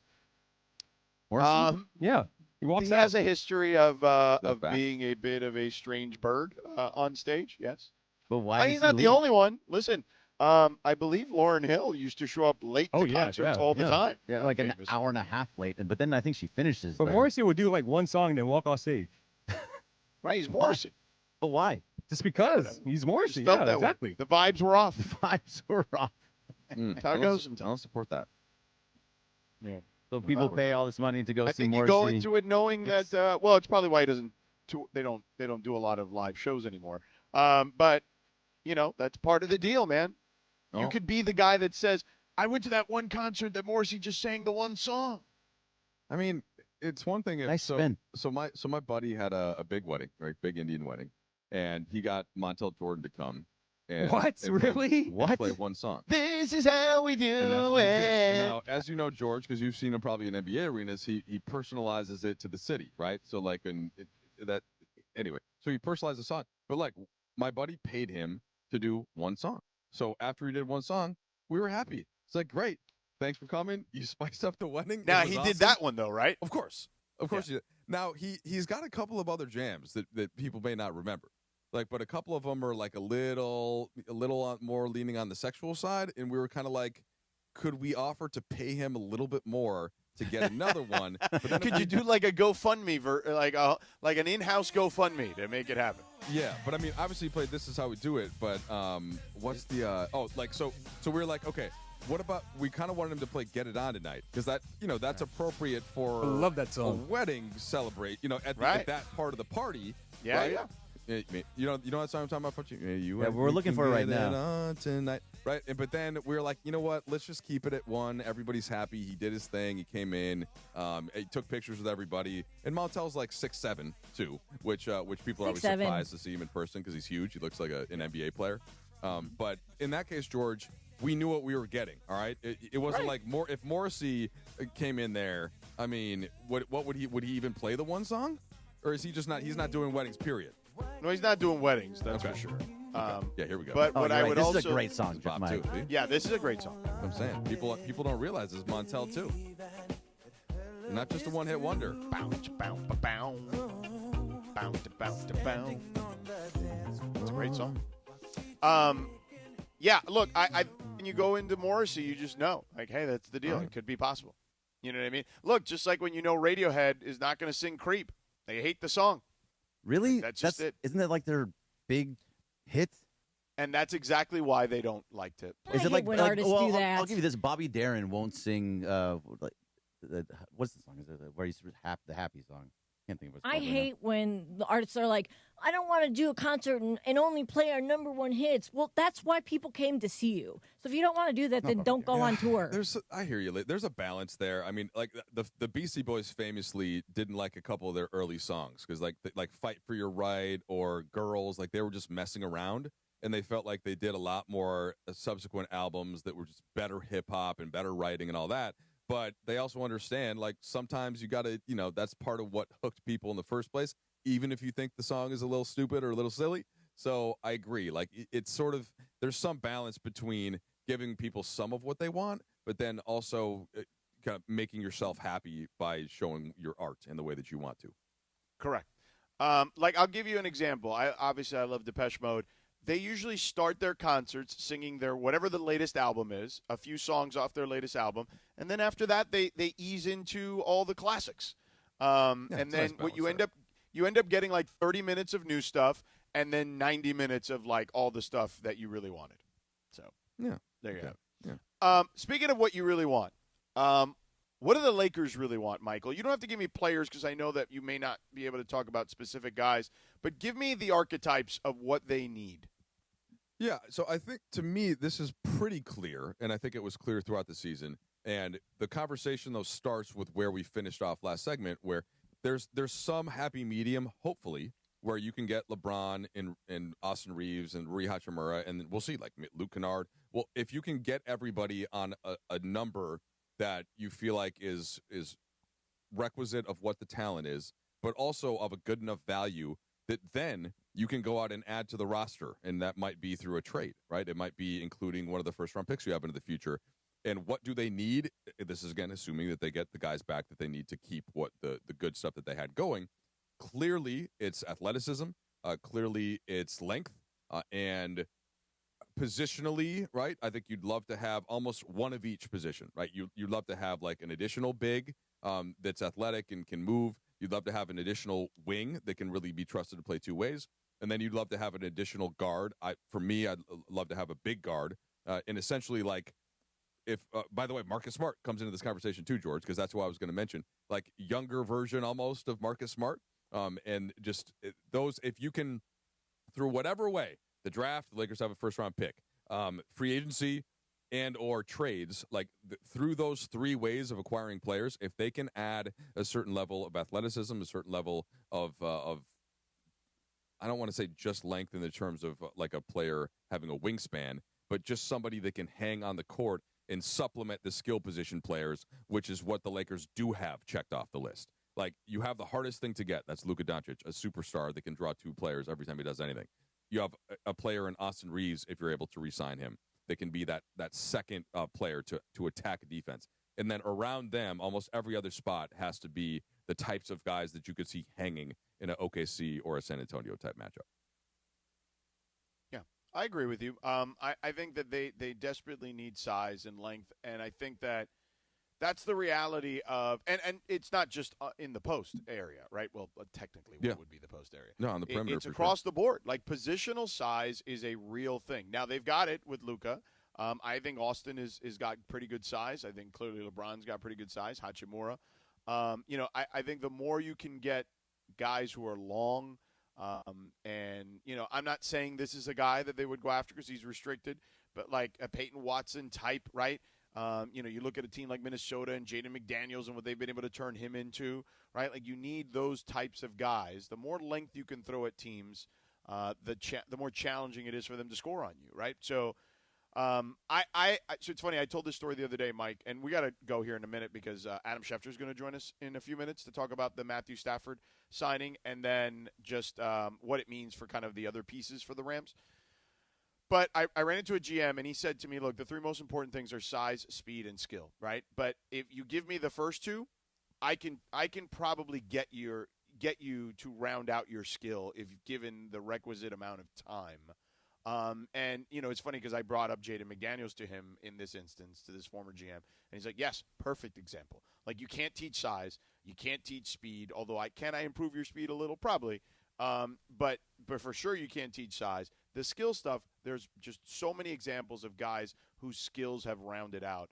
And I think that's where the Lakers development program needs to get back into the fold, right? I think Adu Thero is a guy that I look at and I'd love to see more out of and in the development process with him. The McDaniels is the good example of that, right? You have players like where Jared Vanderbilt has that type of athletic portfolio. His jump shot hasn't come around to the same degree, right, that McDaniels has. So it's not like every time you take a big athlete, you can turn him into a player that evolves with his skill.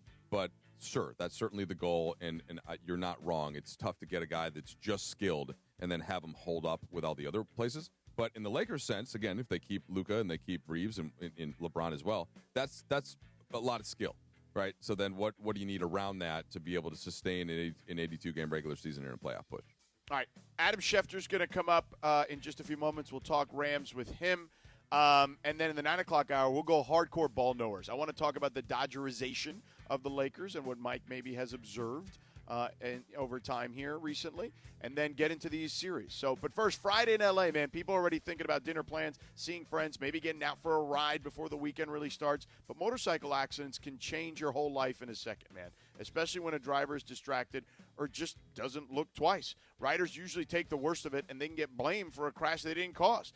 That part makes me crazy. And if you're hurt in a motorcycle accident, all you got to do is call Jacob, man, at 800-345-6789. Jacob and Ronnie and his team, they know how to fight for injured riders and deal with insurance companies that try to lowball or stall. So call them at 800-345-6789 or go to calljacob.com for a free consultation, no obligation case review, and get this, most importantly, no fee unless we win. So call Jacob at 800-345-6789 or visit him online at calljacob.com. Call Jacob, a proud sponsor of the Los Angeles Lakers. Adam Schefter's next.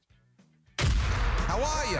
It's Dr. Robert Clapper. Guess what? The Weekend Warriors Show is back Saturday morning at 7 a.m. on ESPN LA, thanks to Cedars-Sinai. Cedars-Sinai is a global leader in orthopedics, offering a range of solutions in all orthopedic subspecialties to get you back to doing the things you love.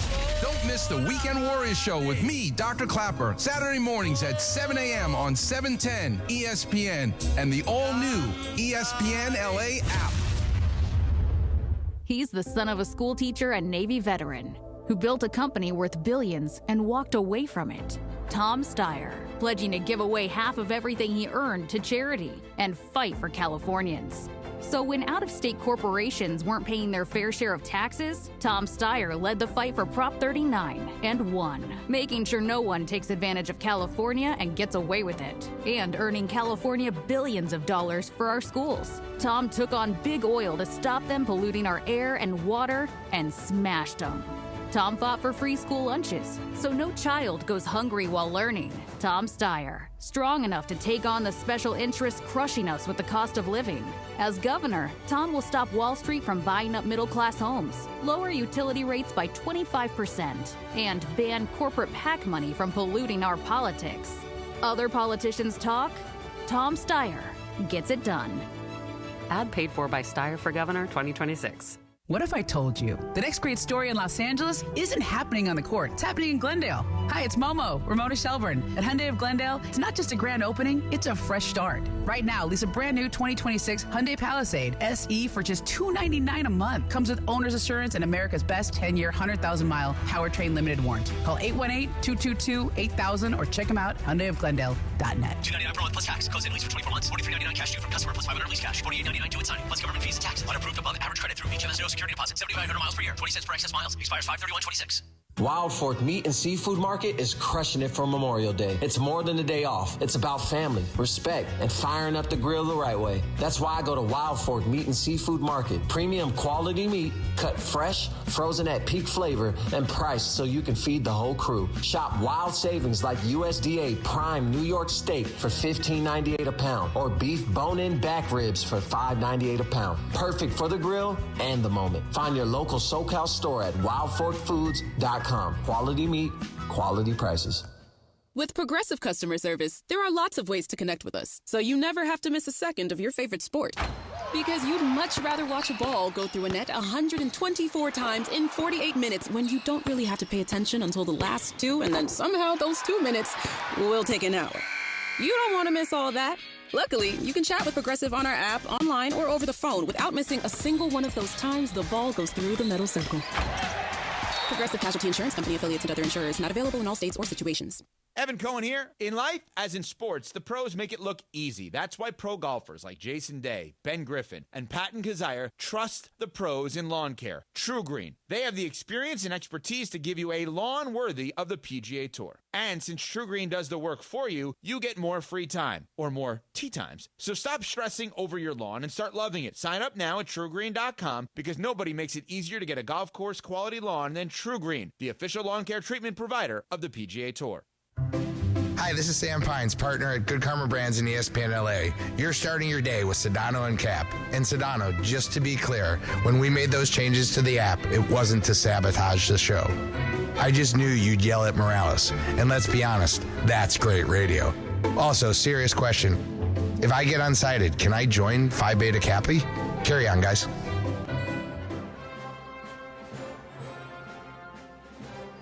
Oh, Indiana Jones on this day in history. Indiana Jones, the original.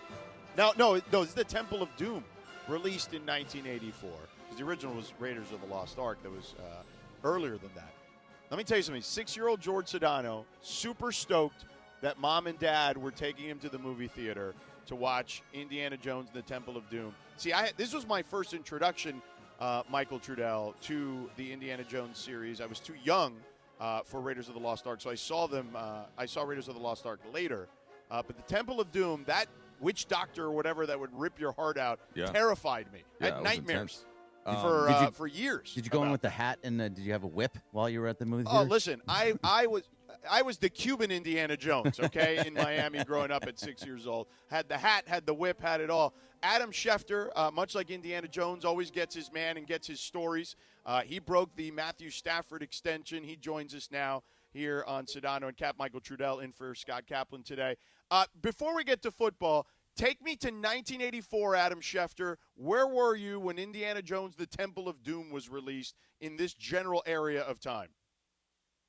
Junior in high school, getting ready to go on to college, having no idea what I do with my life, and being a huge Indiana Jones fan. That was awesome to see back in the day. Loved that movie. Loved going to the movies back then. I try to drag my wife to the movies every now and then. We usually go either Christmas Day or New Year's Day.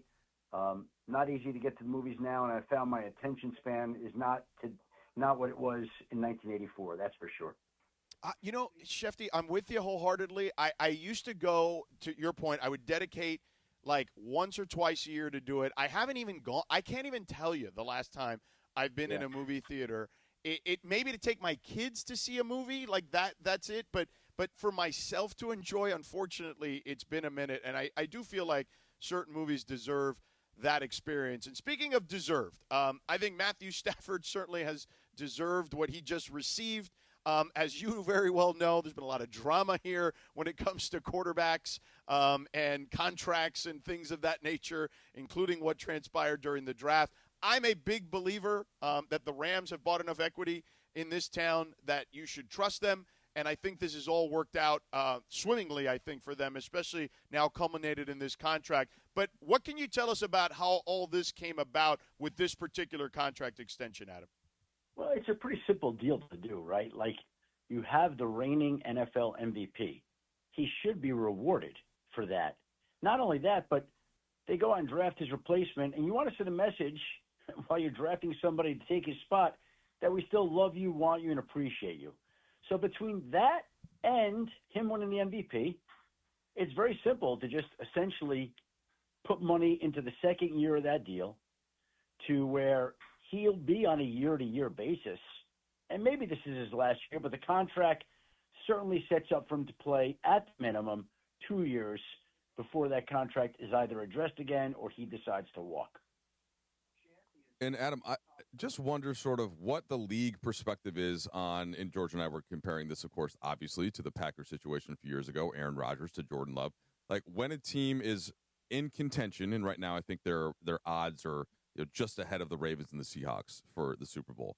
Like, when you take a player that can't contribute and then something comes up along at that part of the season where, oh, yeah, maybe could have used another offensive lineman, maybe could have used a defensive tackle. What is the feeling of the league around a move like that? Well, I think that these kind of quarterback situations, it's a little bit like buying insurance. You know, you don't love to spend the money on it, but then all of a sudden, if there's an issue, and when the time comes, you're really glad to have it.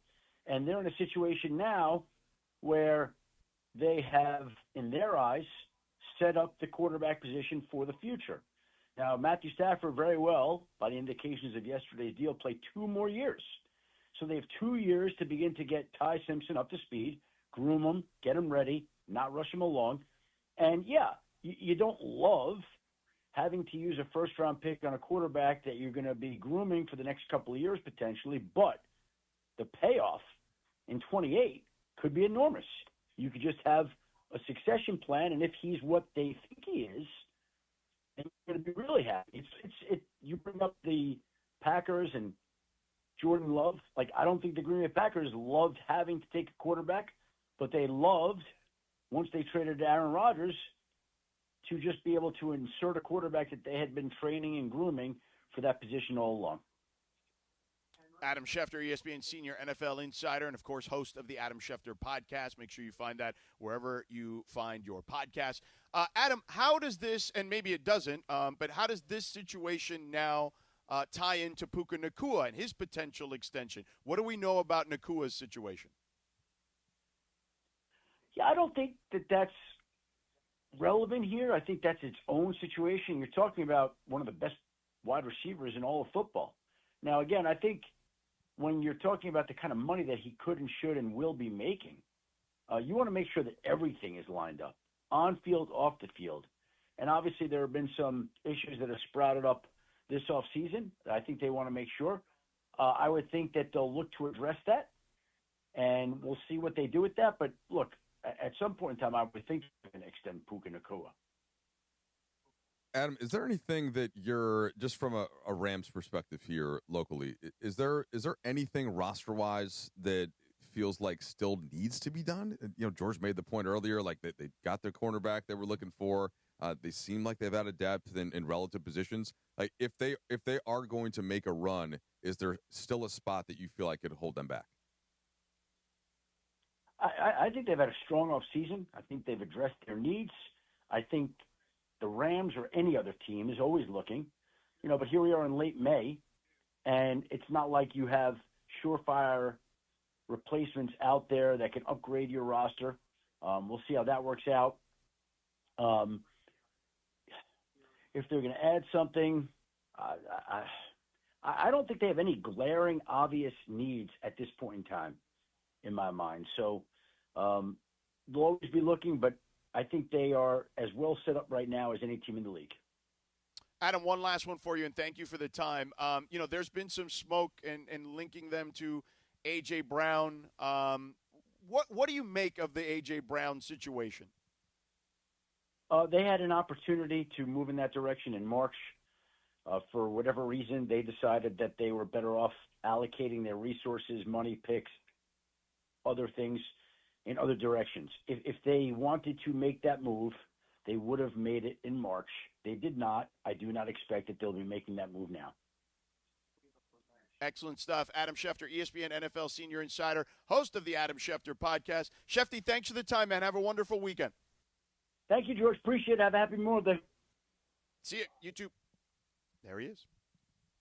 So pretty definitive there on Brown. Yeah. So And then we can move on from A.J. Brown, which I'm okay with. I got to be honest with you. Yeah, me too. We should have played him the Adam Schefter laugh that we use. Oh, yeah. Unsportsmanlike. You needed to remind me. I'm sorry. I was like, I don't know if like he's in the mood for it. He seemed like he was. He's very playful. If you want him. Well, to, yeah. I mean, if he did that. I was gonna ask. I was just wondering. He was talking about going to a movie with his wife, and I was like, I wonder, like, he can't Can he have the phone off? See, that's what I was thinking too. In the movie, you should have asked him.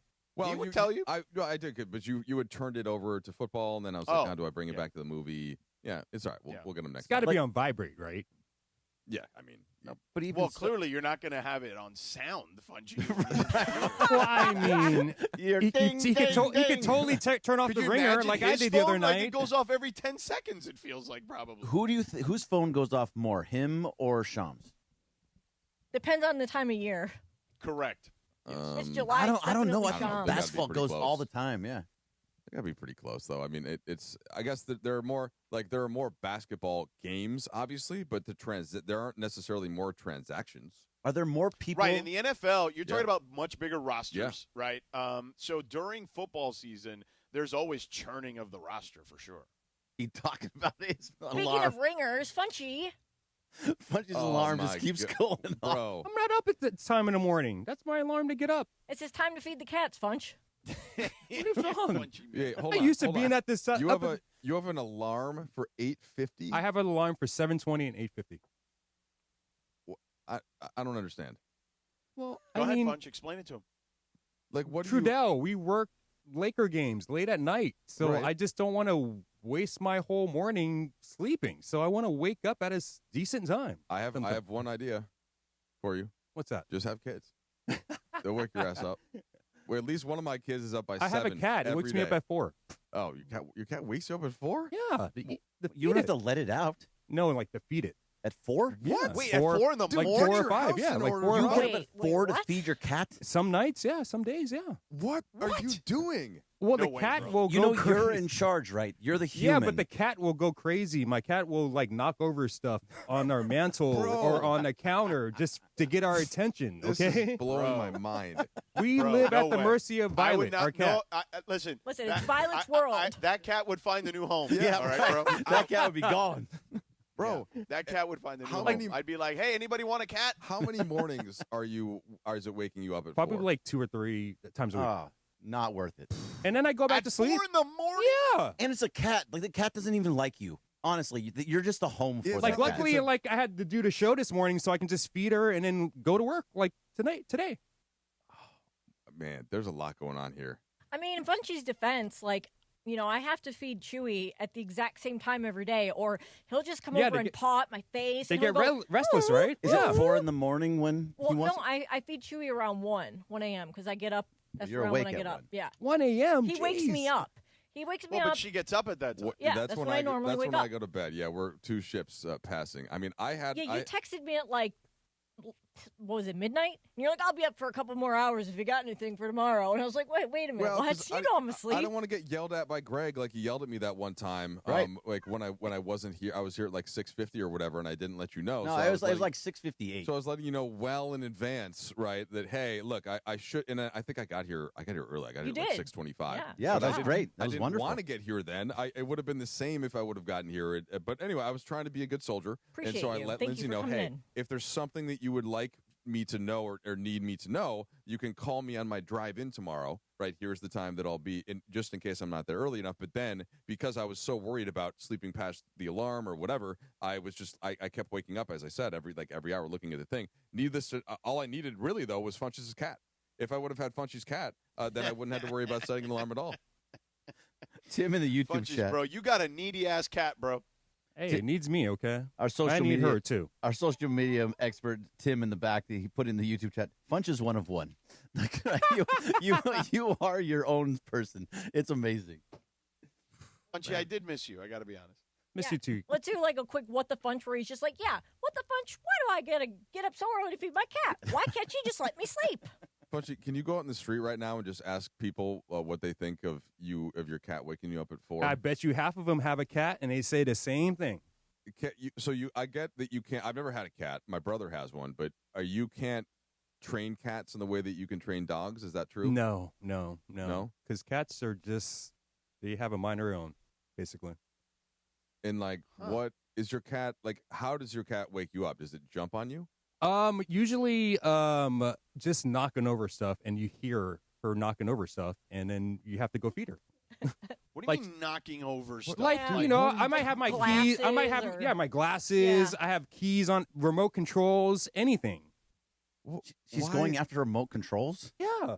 What is the cat going to? Can't you put some sort of structure in your house, or in a different part of the house? So the cat, I try to. I try to leave stuff off the counter that she can knock off, and she'll still find something to knock off and wake us up, and we can hear it. What about white noise? Do you use white noise? No, I don't.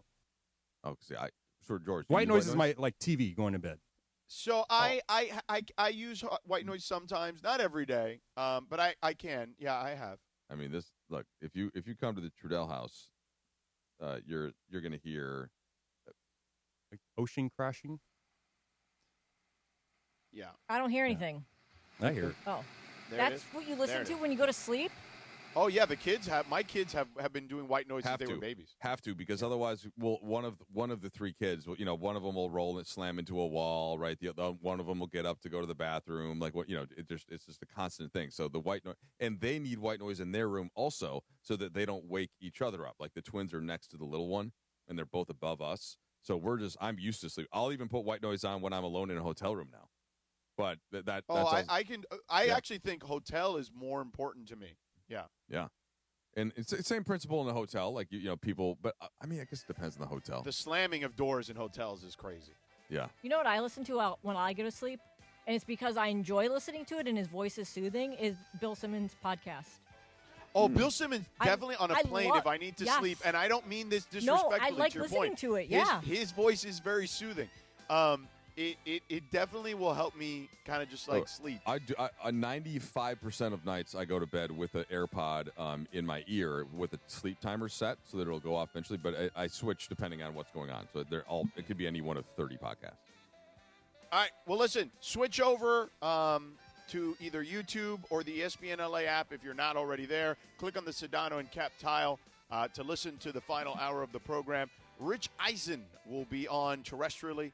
We will see you on the digital side in just a moment. The Sedano and Kap Morning Show.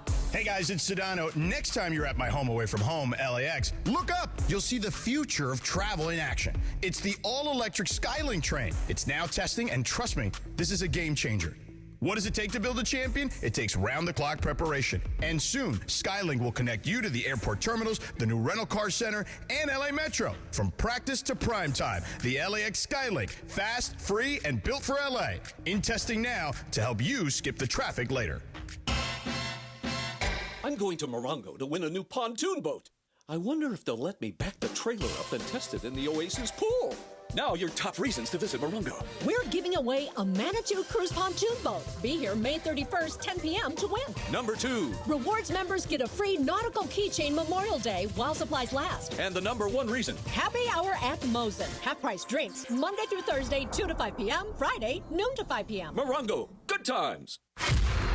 This is the Doctor in the Dugout with Dr. Alan Byer. Presented by Hoag Orthopedic Institute. I'm often asked about people who suffer their first back injury, think they've pulled a muscle in their back, and they don't stretch enough as far as their back is concerned. So when do you seek care from a doctor when you've sustained a back injury? At Hoag Orthopedic Institute, we like to tell people that the most important thing is to watch and see if that back pain is radiating down your leg, causing any numbness, causing any weakness, or any bowel or bladder dysfunction. These are surgical problems usually and require a more urgent visit to the emergency room rather than waiting to see the doctor. If none of these signs are present, it's safe to wait it out, rest for a few days, and seek medical care from your doctor within a week or so. Hope that helps. Keep stretching your back. If that doesn't get better in a week or 10 days, that's when it's time to seek the orthopedic specialist. Hope this keeps you on the field, and keep listening. We'll be back soon. Keep listening for more on The Road to Recovery, right here on 710 ESPN. Rams fans, D-Far here. The Rams are making history in 2026, heading to Melbourne, Australia to face the Niners. You can be there. I've teamed up with True Fan Travel to hook you up with the ultimate fan experience. Game tickets, hotels, exclusive events, even a chance to meet me, all in one package. This isn't just a trip, it's a once-in-a-lifetime experience. Spots are limited. Don't wait. Visit TrueFanTravel.com right now and secure your spot. That's TrueFanTravel.com. See you there. The NFL schedule dropped, and it's time to settle up. There's road trips to plan, hotels to book, tickets to split, tailgates to cover, scores to settle. All the things for the season. But now, when you send $10 or more to a friend with PayPal by May 28th, you could win 2 tickets to every home game of your favorite team. Yep, the whole season. Visit PayPal.com/P2P sweeps. No purchase necessary. See website for details, including how to enter by mail. Brought to you by PayPal, official peer-to-peer payment sponsor of the NFL. Harry Douglas here. Let me ask you something. What if you can enjoy the taste of a cocktail, the warmth of a spirit, and still stay fully in control? That's RK Zero Proof, a pioneer in the alcohol-free spirits category. RK delivers bold flavor and a real warming sensation with 0 alcohol, 0 sugar, 0 carbs, and 0 calories. Perfect for nights out, social gatherings, or anytime you want the experience of a drink without sacrificing tomorrow. Check it out at rkbeverages.com. That's ARKAY beverages.com. RK, all the flavor, none of the alcohol. Hi, it's LeBron. The Lakers play here. 710 ESPN. KSPN, Los Angeles. A Good Karma Brands radio station.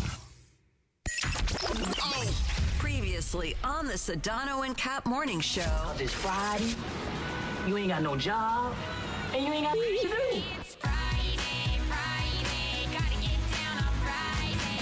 Yeah, and as somebody who was younger and who was looking out for Big Bro at the time. But he was young. He wouldn't know not to get married. Yeah, what the hell would I have known at 21 years old? He was dropping Miami Heat everywhere. But that's my point. Don't you see that if he would have said to me, hey, listen, I'm dropping Miami Heat. You should be dropping Miami Heat. Let's go drop Miami Heat together. You know, let's go be Crockett and Tubbs. You know what I mean? Yeah. Turns out there's a Walmart right in my own neighborhood. Wow. They got it all. Yeah, it's like a grocery store, too. I was able to buy a sex toy in a Walmart. The Sedano and Kap morning show is on the air. The biggest show in ESPN LA history. A little sabor? Yeah, I don't think people like being called hack. You're the güero on the radio. No. Giant Mexican, horn section. And Did you have me on your show to berate me? Is that what you're doing now? Give me a freaking break. Do you want to know how many times I've talked to Rich Paul about LeBron ever? Oh, my God. I don't know. I don't know if that was planned, but that was incredible. I was waiting for an entrance, That was incredible. I would say once, and it wasn't even, I jumped into a conversation that someone was asking him about LeBron. Like, it wasn't even me. Boy, this is ponderous, man. Ponderous. Scott Kaplan, eat a fat one, bro. The Sedano and Kap morning show on 710 ESPN. The all-new ESPN LA app. And on YouTube at ESPN Los Angeles. When I'm on vacation, you can talk all the schwanz you want. Right. Midnight in the desert. I'm Art Bell. We're bigger than U.S. Steel. Wow, that's crazy. Bit boy. Well, you want to woo-woo? Right now. Monstrous. Beto, I don't want to eat that. We did it, Dad. We did it. You were riding high on the stinger last time. Oh, big time. Right, that's right. Of course we were. This is Pepe Mantilla, your Spanish voice of the Los Angeles Lakers. This is the Sedano Kap morning show on ESPN LA. Good morning, Scott. Hi, this is Matthew Stafford of the LA Rams. It's Sedano and Kap.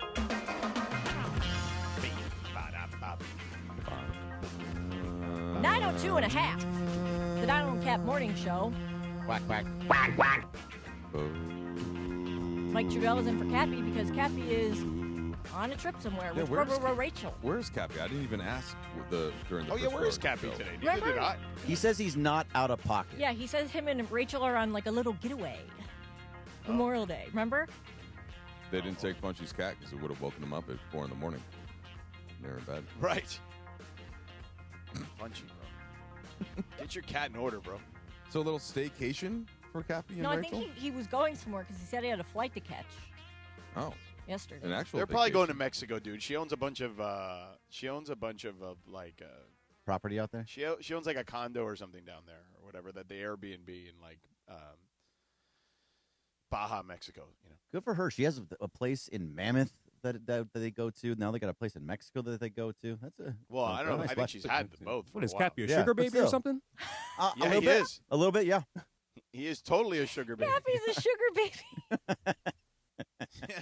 Exactly I know he loves it too. I've never seen Lynn's laugh as hard as she is right now. I know he loves being a sugar baby We too. gotta text Cap and tell him, but she just called you a sugar baby to Rachel. She's the sugar mama. Yeah. Wait, yeah. So what's sugar baby exactly? Sugar baby I've heard is sugar mama before. is the other person in the sugar mama relationship. You know, Right. there's a sugar mama and then a sugar baby. I like see. she. He's the you know, taker. Right. Yes, he's a taker. Got it. Rachel's a giver. Got it. Yeah. That's exactly the case, Funchy. Okay. Oh, Funchy, I miss you. Oh man. I just texted in our regular group chat to Cap, so he's now responding as we speak.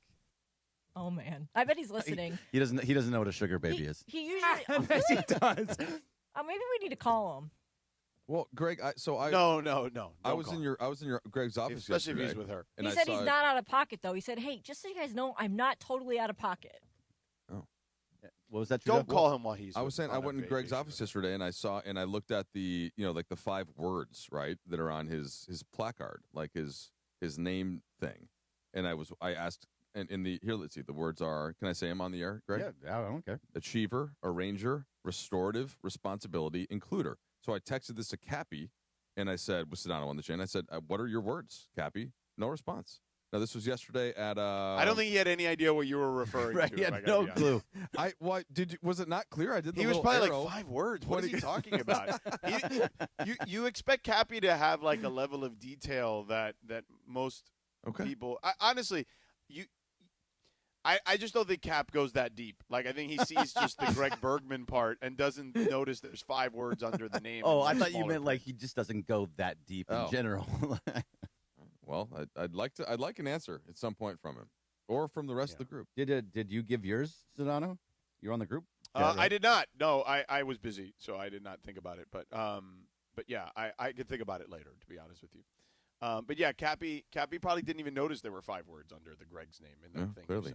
Well, I hope he's having a good time this morning. Yeah, he's probably somewhere about to have a margarita, if I had to guess. He said, "That's my lover." Like Funchy Lover? He's talking about Funchy. Yeah, yes. calls him Funchy Lover.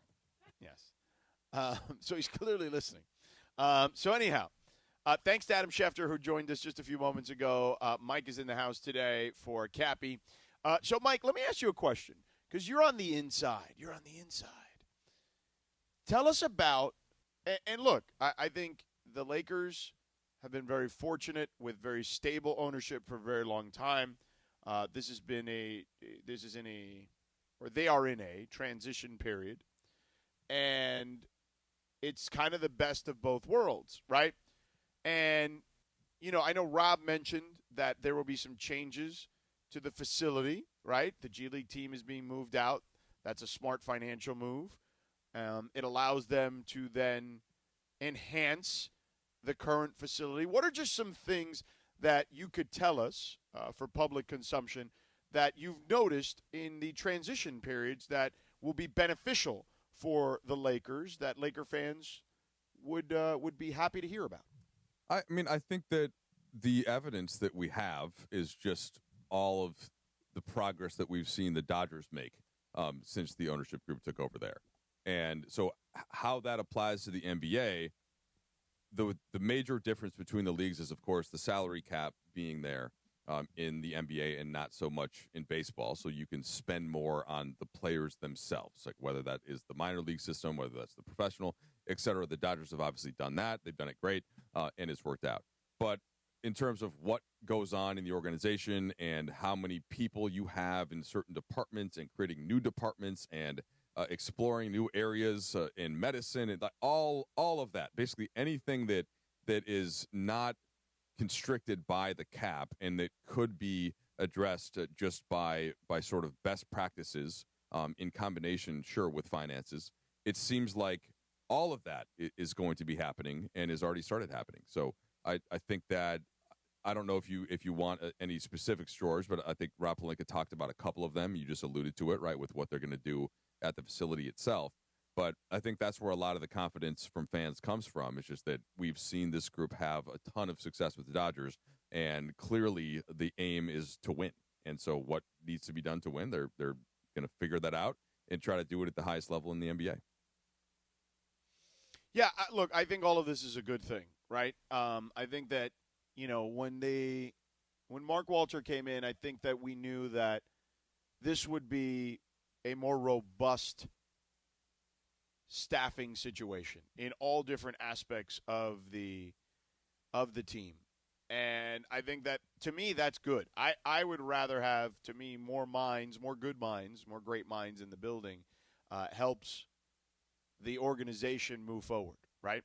And the Dodgers, when they arrived, and Andrew Friedman particularly arrived, they were behind.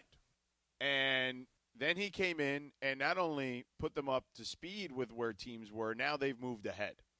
And I feel like if you're a Lakers fan, right, the proof is in the pudding, right? There's a proof of concept here. And albeit not an apples-to-apples situation, I think that there are good times ahead. It's just not going to happen overnight, right? It didn't happen overnight with the Dodgers. Greg, I would imagine you remember the days, maybe not so fondly, but perhaps fondly, because they were able to remain competitive even though they were paying guys like Scott Kazmir to not play for them. Yeah, it set everything up for where they are now. So, yeah, it was not fondly at the time, but it led to something. Yeah, and so these types of things, like in order to get details, you're basically relying upon some level of reporting and then maybe a few public statements, but it's not like the Dodgers have been out there for all these last years just putting the blueprint out there. Here's exactly what we're doing. Here's exactly who we're hiring.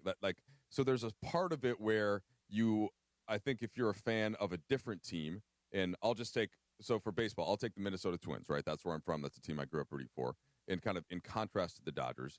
Boy, we just whooped them, huh? Well, but that's sort of the point, though, of it. Whereas, you look at that, I look at that front office, and I don't know the exact differences in who the Twins have hired versus who the Dodgers have hired. By this point, the results have been so clear that I just accept that what they've done has been excellent. And I think from a Lakers standpoint, I don't know. I work for the team, but I don't know exactly what they're doing. Right? I'm not in any of these meetings. I'm not hiring anybody. Right, but I know that they are using the types of best practices that were clearly successful already in a team in the same market with the same level of expectations, and that's what you know about the Dodgers being sort of brother sister type organizations like there, where the fans are If you're a Laker fan, most likely you're a Dodger fan.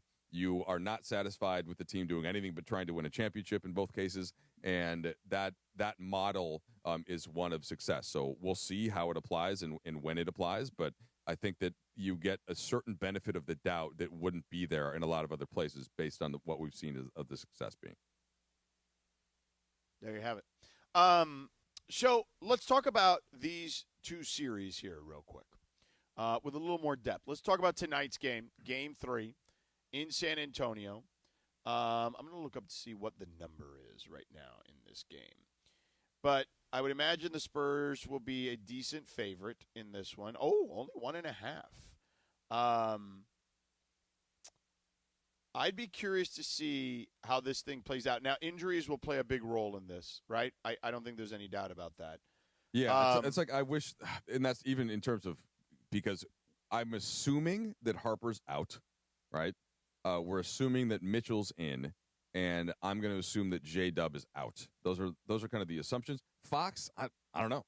What is Fox 50-50? You think, George? Questionable. Both Harper and Fox are questionable. There's no way Harper's playing. If he got an MRI in his hamstring, like at the absolute best case scenario is that he didn't like strain it and it's just sore. But in those cases, you usually see a guy go back into the game. In fact, that's what happened with Luka, right, in OKC, where remember he kind of like clearly it was bothering him in the first half, but he hadn't pulled it. He went back in on April 2nd and played in the second half, and that's when he pulled it. So I would say even in the case that Harper didn't pull it and it was just sore, I don't think they're running him right back out there in this kind of a high-level series. Do you? I don't. Yeah. And if that's the case, with you on that. if that's the case, then all of a sudden I'm thinking, man, Fox, like, okay, we'll see if he plays, but is he going to be right up to speed? And he's playing against the best perimeter defensive team in the NBA. We're talking about Cason Wallace and Alex Caruso, Lou Dort potentially switching onto guards at times if he needs to. Like, man, I actually, the Harper thing, George, is just significant to me, in that I could see OKC going in there and saying, hey, let's get home court back. Right, especially because of how turnover-prone Stephon Castle has been. Yeah. Harper not turnover-prone. Correct. And, Castle has a lot of strengths, but he is their highest turnover ratio guy, as we mentioned, throughout the last couple days. And, Alex Caruso identified that in game one in telling his team in the huddle to make sure that they force him to move the ball and show him a different presentation. And guy has 20 turnovers in two games. Can I make one counterpoint about the Castle's turnovers? And I want to see if you buy this, see if you and PJ and everybody actually covering the series And real quick, Jalen Williams also questionable. So all three guys, Fox, Harper, and then Jalen Williams for OKC, all questionable at the moment. So I've heard LeBron say this a number of times, and so this is, and I remember going back and hearing Kobe say this, basically hearing great players say this. There are a couple different kinds of turnovers, and the ones where the player is trying to create advantage, like going downhill, going right into the teeth of a defense, and in other words, you're willing to live with some of those types of turnovers relative to the types of turnovers that are just kind of careless. And to me, most of Castle's turnovers are the result of him really trying to get going downhill to the rim and try to be aggressive and creating a thrust, and they're not careless. They're not like kind of dribbling up in the backcourt, right? And here's a horizontal pass, right, to a teammate, and that creates a live ball turnover and easy transition bucket. And so that's my only. I'm not saying that it's too many, like 20 is too many, okay, for Castle, but I at least want to give him. I want to give him some credit in that he has been an engine towards the rim and an athletic force that is making Oklahoma City feel him in a way where I can live with some of those turnovers. Is that fair? Yeah, I could live with some of those turnovers. I just think, though, that 20 over 2 games is way too high. Many. Too many. Yeah. I mean, here's the thing I think you can live with Castle. Granted, double OT for the first game, so that, For sure, but 9 in a regulation game in game 2. Too many. Yeah. I mean, in a perfect world, maybe half of them. You know what I mean? Like you could live with half of them. But yeah, that's too high. They also know on defense that he is going to be very physical, uber aggressive. I mean, Mitch Johnson, their head coach, has told us over the course of a season, because I've had them a number of times, that they understand he's going to pick up about 3 fouls easily in any game, 3 or 4. But he has to be smart on, like, don't reach, right? Like, don't get the silly, cheap ones, right? And I would say the same thing applies to his offense. Don't get the silly, cheap turnovers. But I still think that there needs to be a level of ball security even when you're going in there. Because here's the thing. Yes, he's going downhill, but it'd be one thing if he was going downhill and just trying to finish at the rim and then he gets ripped, right? But sometimes it feels like there's a level of indecisiveness Yeah. that guys have addressed to him in the huddles, and I've seen it, where they're like, hey, man, if you want to pass, go pass, right? But if you're going to don't get caught up in the air, right, basically, or don't be indecisive. Be incredibly decisive on what it is you want to do. You want to attack the basket? Go. We'll deal with those turnovers if you're attacking the basket. Just be deliberate in whatever it is you want to do, whether that's attacking or moving the basketball. Yeah, so the other thing to price in here is just simply that OKC is better than anybody else at creating turnovers. And there has to be some leeway there especially if you're without another primary ball handler. And in the case of games 1 and game 2, the guy that in theory should have the ball the most, De'Aaron Fox, was not on the court. And the equivalent here would be Luka Doncic was not on the court. He's going to have the ball much more than Fox is, by the way. But that made it that Austin Reeves was probably going to have more turnovers than he usually does.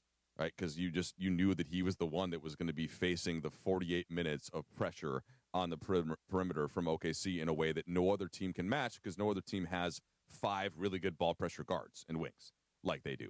So I'm pricing part of that in. But the larger question to me, George, and I guess it's burying the lead to an extent, is, okay, Victor Wembanyama. The way that OKC played him changed considerably.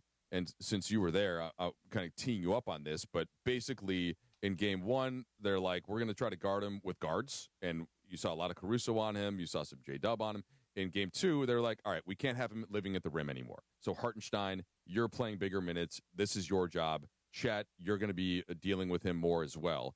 Is that something, George, that you like? How does that shift going into game 3 now that we've seen the 2 different approaches defensively? One of them obviously worked a little bit better, but part of that may have just been because they lost game 1 and therefore were the more desperate team in game 2. Well, I also think that even though we did see Chet, even in the first half, guarding Wembanyama more, I think that you're going to see Chet have to take on that responsibility even further, particularly if Jalen Williams is unavailable, right? Because they were guarding him with not only Caruso, but Jalen Williams mostly. And I think without one of those guys, that means more is on Chet. I actually liked Chet guarding Wembanyama for beyond the obvious reasons, because I just think that it engaged him more in the game plan overall than I think we saw in game 1. In game 1, even on offense, he was almost floating around the perimeter a little too much. And in game 2, because he was in the thrust of having to guard Wembanyama, I felt like that level of physicality he had to endure on defense allowed him to withstand some physicality while trying to get closer to the basket on offense. Right. And then Hartenstein, though, is the one to me that, like, that was the biggest difference in terms of minutes and role between games 1 and 2. In game 1, remember they took him out like 4 minutes into the game. Hartenstein, to his credit, I mean, he did the thing that you're supposed to do against Wembanyama is, hey, they can't call everything. Yeah, he beat him up. Like that was the whole focus of what he was doing in that game. And the question is, I don't want to say this is just a referee thing, because I think it's also the way that teams play. But so Hartenstein, 12 minutes in game 1, 27 minutes in game 2.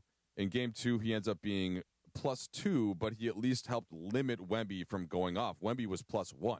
Whereas it was kind of the opposite in game 1. Wemby was a +16. So, like, whenever he was on the court, they were in good shape. But I don't think that I don't think Hartenstein is going to be allowed to be as physical in game 3 as he was in game 2. I would agree. And if you look at the officials tonight, which, by the way, we nailed at dinner. Do you ever play that game of who's going to be the official the night before? So I remember this my first year. Of course, I get out to Los Angeles and the Lakers end up winning the title that year. But in the playoffs, all of a sudden, they're like the half of the staff is just waiting for the referee thing to update, like on the website, and then we won game 1. Now they're going to give us official blank in game 2, right? Yeah. So at dinner last night, they asked, who do you think we're going to get? And I said, we're definitely getting Mark Davis, crew chief, because there's only 4 crew chiefs in this round. And Mark Davis did not work yesterday, so it was either going to work the Knicks game yesterday, but they brought back Zach Zarba to work that game, who had worked game 1 of the Western Conference Finals. And that's what everybody wants. They want Zarba. Right. And then so Mark is a no BS type of official too. So, like, to your point about Hartenstein, I think because Mark Davis is – like, Mark Davis not afraid to get into it with Hartenstein. You know what I'm saying? Or anyone, for that matter. But there's that. And then Courtney Kirkland, I knew Courtney hadn't worked yet, so I knew Courtney was going to get a game, and neither had Justin Van Dyne. So Justin Van Dyne, by the way, local guy, LA guy. And he's going to be the third official. The alternate will be Brett Barnicky. I don't worry about the alternate because it doesn't really matter. But we nailed all three. Like, I nailed them. They, like, said to me, who do you think? I said, Mark Davis, crew chief. We're definitely getting Courtney Kirkland. And if I had to guess, we're getting Justin Van Dyne. If Davis crew chief means that you're going to get more whistles early. And to control the pace of the game. And that's probably going to benefit San Antonio in this case. But the home team, you would think a little bit, yes. Well, not necessarily even just the home team, but just in the way that, like, I think OKC – this is where the referee is a little bit irrelevant, though, because the energy going into the game is more about who lost the previous game. Yes. And, right? And they're therefore – Spurs will be more desperate. However, I saw this so many times where the Lakers, during a title season, if they lost either Game 1 or Game 2, Game 3 was the big punch. And OKC knows this. So I even while I think that there are some things that you can argue, well, San Antonio lost Game 2, right? But I think that we're going to see a big OKC punch early. And how can that coincide with the physicality level with just sort of curtailing Wemby? And even if they can't grab him to the same degree that they were last game, they still have to play bigger, I think, and not just try to put a wing on him, because I think Wemby has learned the counter to that well enough by this point of the series. Also, by the way, the Thunder were down twice, 2-1, last season. Route to a championship. Yeah, they lost to Denver, and I remember that in Game 1. And Minnesota too. No. Well, no. That was a 5-game series. Oh, that's right. It was the finals against Indiana. That's right. They lost Game 1 in Indiana with Halliburton the shot. Yeah. Right. Yeah. But the thing that sucks about this, and this is the reality of basically any sport, but certainly especially the NBA, is that neither team is going to be fully healthy. But which team can handle the loss of a key player better? And you could argue, well, Harper, he's a rookie, he's 20 years old, but man, the way that he played in Game 1, especially George, that is the least rookieing rookie that I've seen in a long time. I mean, it was the best rookie performance since Magic Johnson. Yeah, dude. Like legitimately. Like legitimately. Yeah, that is not an exaggeration. Especially at that stage of a postseason. It goes back to like Magic going against Philly. Now, was it Magic jumping center? No.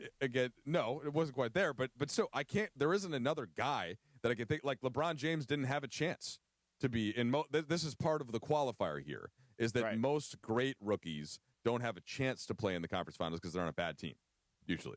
You know, correct. Like Anthony Davis didn't have a chance to do this. Cooper Flagg this year didn't have had a chance to do this. Victor Wembanyama didn't have a chance to impact a series like this. But that is something that we keep in the holster here. But the degree to which Harper impacted that game, and I still thought he was good in Game 2 before he got hurt. I don't know that like a De'Aaron Fox backcourt with Castle, and then whoever that next guard is, where they don't really have another guard. Like Jordan McLaughlin was the guy that they put in for some minutes in Game 2. That, if you have a weakness, that is where OKC can start to kill you, because they do have another guy that they can bring on. Even though J-Dub is, if he's out, which I think he's going to be out, we'll see. They do have another dude that they can bring in, right? His name is A.J. Mitchell. And as long as he's healthy, which he's not even on the injury report. Yeah, so we're assuming that he's healthy there. And let's say that they need another spot in the rotation. Okay, they're perfectly comfortable playing Isaiah Joe. I think there's a difference between Isaiah Joe and whoever San Antonio might give those additional minutes to. And that, right, to me, which is like Jordan McLaughlin. Right. And even if they have to go to Kenrich Williams, like they're perfectly comfortable putting him in. Oh, yeah. All those guys have gotten real run this season, so they don't care. And McCain, I mean, look, McCain, he's been pretty solid. I think the Lakers win at least one game of that series, if not two, if McCain doesn't come in and just scorching all earth from the three. So this is where, like, I thought fully healthy, I thought San Antonio was going to win the series. But even losing one key guy, I think, could be the death penalty against OKC. But we're not predicting as such just yet, George, because this Victor Wembanyama guy, can't count him out, man. That was ball knower extreme talk right there. That was fun. Ball knowers. We didn't even get as much Knicks and Cavs in. Did Lindsay? We didn't even really do did much. Lindsay make you agree no not offense. to talk about I it? also don't want to make the press. Listen, I couldn't watch TV at all yesterday or the day before because I just couldn't take it. So it's okay. I'm fine just glossing over it, chalk it up as loss. You know, we're back home tomorrow. We're going to get game 3. Come on, I don't know, Lindsay. I mean, look, we can discuss coming up. Okay, we can. We can do that. Or we And could the do Lindsay the Lindsay segment. Yeah. Is that part of the Lindsay segment? It might be. Okay, good. But before we do that, it's a Live Nation Ticket Friday on ESPN LA. Call right now, 877-710-ESPN. Caller number 7 wins a pair of tickets to see John Mellencamp live at the Hollywood Bowl on August 10th. Don't miss one of rock's most iconic voices live in concert. Only with ESPN LA and Live Nation. That's 877-710-ESPN. Right now, caller 7 wins. Back with the Lindsay segment in about 2 minutes.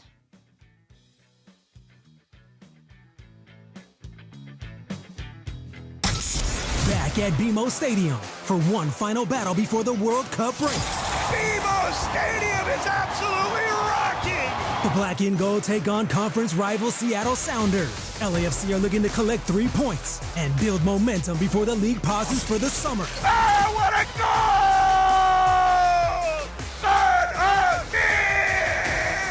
LAFC defend home turf against Seattle. Pre-game coverage starts Sunday at 5:30 p.m. on the ESPN LA app.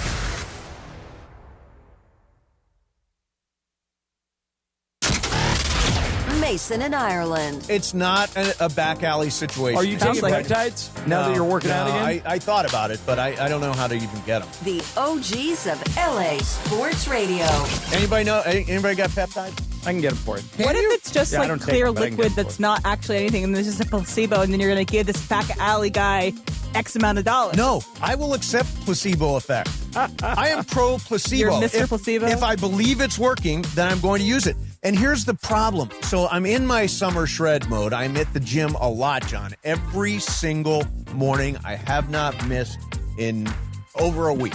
But I cannot get rid of this. You never have, by the way, I'm slapping my belly. You don't have this. Why do you not have this? Metabolism. God. Mason in Ireland, weekdays at noon on 710 ESPN, the all-new ESPN LA app, and live on YouTube. Mornings on ESPN LA will never be the same. Quack, quack. I get parents telling me all the time that the kids in the car love the quack. They're now into the quack, quack. Listen, I am a role model for the youth of America. Oh, we know that. The Sedano and Kap morning show is on. Back to Sedano and Kap.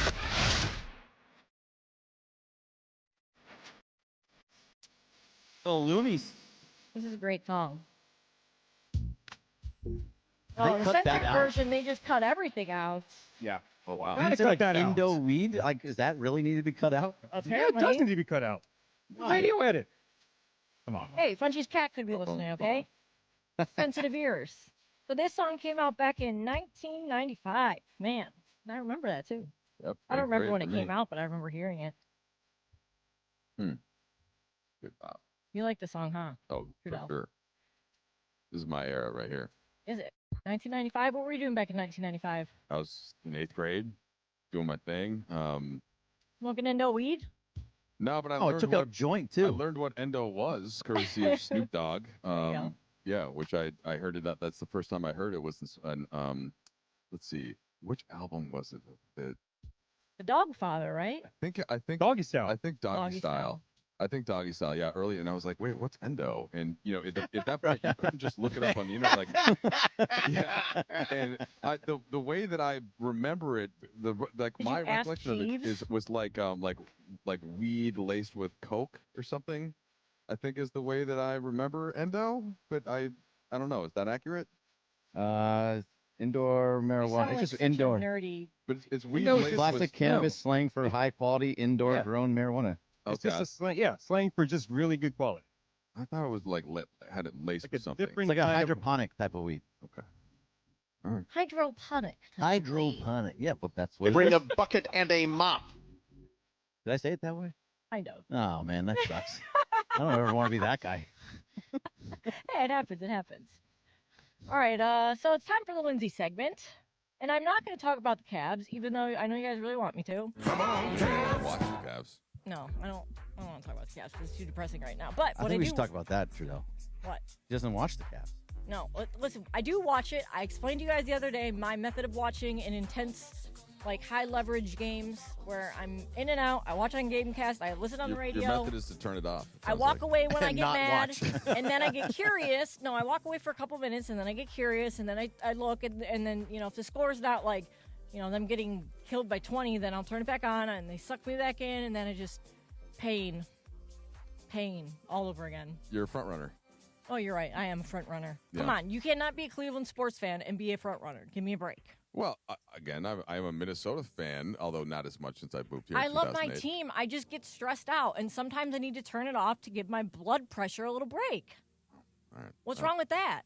You don't want me to end up like Morales, do you? I'll let you move on. I hope you can come to a place of a sort of understanding and zen where you can watch and be mad, but not have to turn it off. I thought that would happen after we won a championship. Yeah. But now you just want more championships. This is for you. Now, and then for a while it was about winning one without LeBron, but now I'm just that's not going to happen. So hopefully he comes back, but now I don't think he is because Trudell has talked me out of it. So I'm just rooting for a good season from LeBron next year. I hope he comes back. I hope he plays again.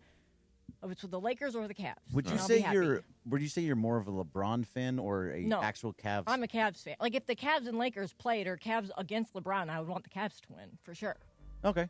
All right. Fair. Can I be on your side for a second, Lindsay? Of course. I do hate. Well, you watched the idea I do hate the Knicks, the celebrity row at MSG. They really try really hard over there, I think. It's they a whole put thing. all celebrities next to each other. Yes. I like it. I think it adds some juice to the game. Really? You think so? Yeah. I don't like. Same people. I think it's a good deal. I think it's fun. It's the same people. And it's Timothy Chalamet. Yeah, I respect it. They have diehards. That's actually kind of cool. Tracy Morgan. Real fans. I like it. What's wrong with Tracy Morgan? I root for the Knicks when from an Eastern Conference perspective. I like the give me fan a break. base. I do. I like the Garden. You like the fan base? I do. Really? I've been to that building once a year since Bang 2008, and their fans are smart. They will cheer an opponent based on basketball skill. They talk trash in a pretty sharp way. They have a ticker tape parade for a winning a one playoff game. Well, that's because they haven't won since 1972 or whatever it was. Yeah. So Well, Jackson was on against that the team. Lakers. I Willis Reed. I like and respect. Now, I'm not saying all of any fan base, but if I had to, I've been in all these arenas equally, right? Each Eastern Conference arena I've been 18 times, and that is my favorite one. I like the Bulls too, but they haven't really been relevant in a long time. The Bulls fans get after it. They still love their team, even though they're not good. Yeah, I'd love for them to turn it around at some point. Yeah, we were just talking about that the other day, me and somebody. The Garden is fun. It is a fun place to do a game. I don't think there's any doubt. Just saying. Okay. I mean, listen, Lindsay.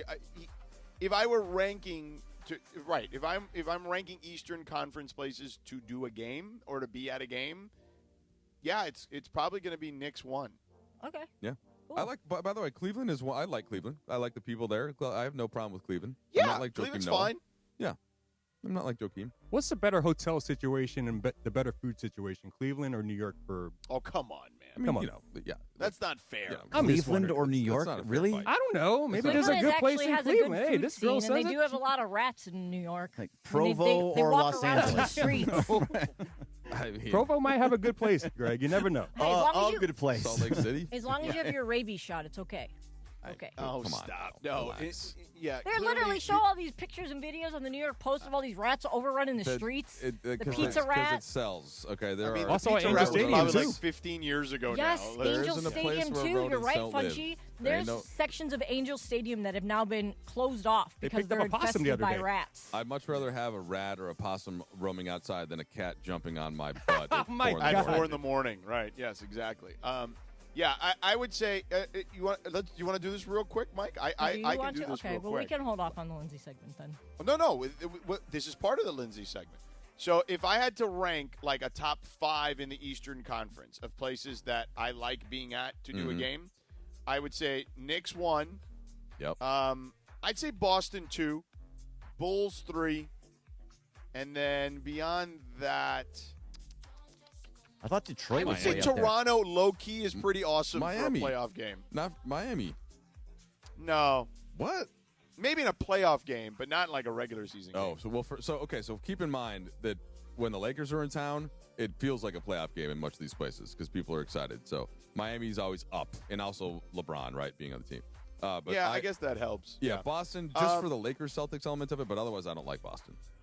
Yeah, Boston's crowd is always good. Toronto's crowd is always good, and I'd probably put one of the central teams like Cavs, Pistons, Pacers in that range. Indiana's a good spot. Yeah, Indiana's pretty wild. Yeah.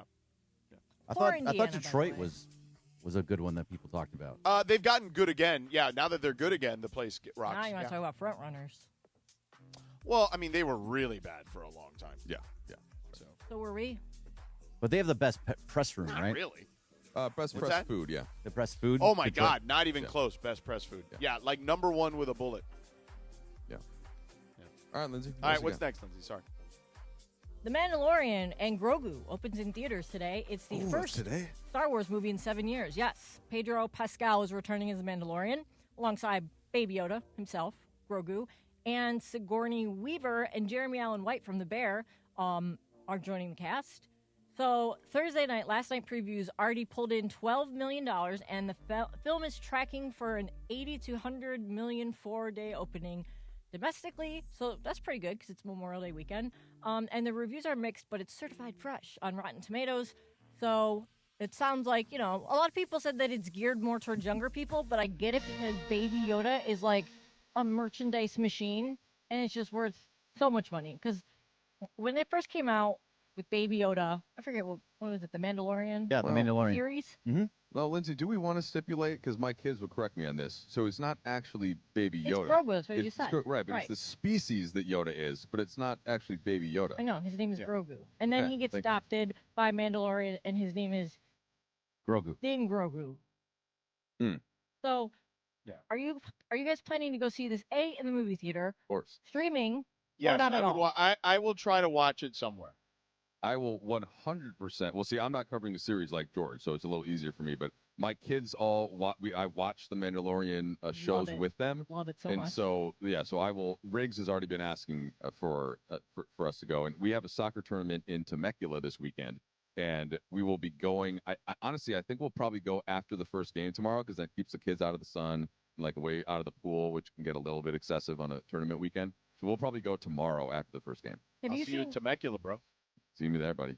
Have you seen all of the crazy merch they already have out? They've been hyping up for weeks, like the popcorn buckets. They've got Oh no, I haven't seen all that. Oh my gosh! If you go, I found a lot of accounts on Instagram that are like Grogu, Star Wars, Disney, because there's a point where my nephew had literally every Baby Yoda toy ever manufactured. Oh wow. Okay, so we're not that serious. Oh, yeah. We're just we're definitely going to see it, but I haven't. Well, he's 15 now, so. Okay, he's in that wheelhouse. He's grown out of it. It was when it first came out that it was what is it, 5 years ago, something like that? Was he as into it as 6-year-old George was into the Raiders of the Lost Ark? Probably more so. Oh wow! You know how hard it was to get one of those baby Grogu dolls? It was impossible. You had to wait. I spent $300 for one. You spent to get one of those. We had one at the house from years ago, from when the Mandalorian first became a thing. When it first came when out. it first came, I got one, and it took months to get the thing to actually come in. I got one for my nephew for Christmas, and I ordered it on eBay. It was I don't know, I paid $220, so I was like, oh, I got a deal on it.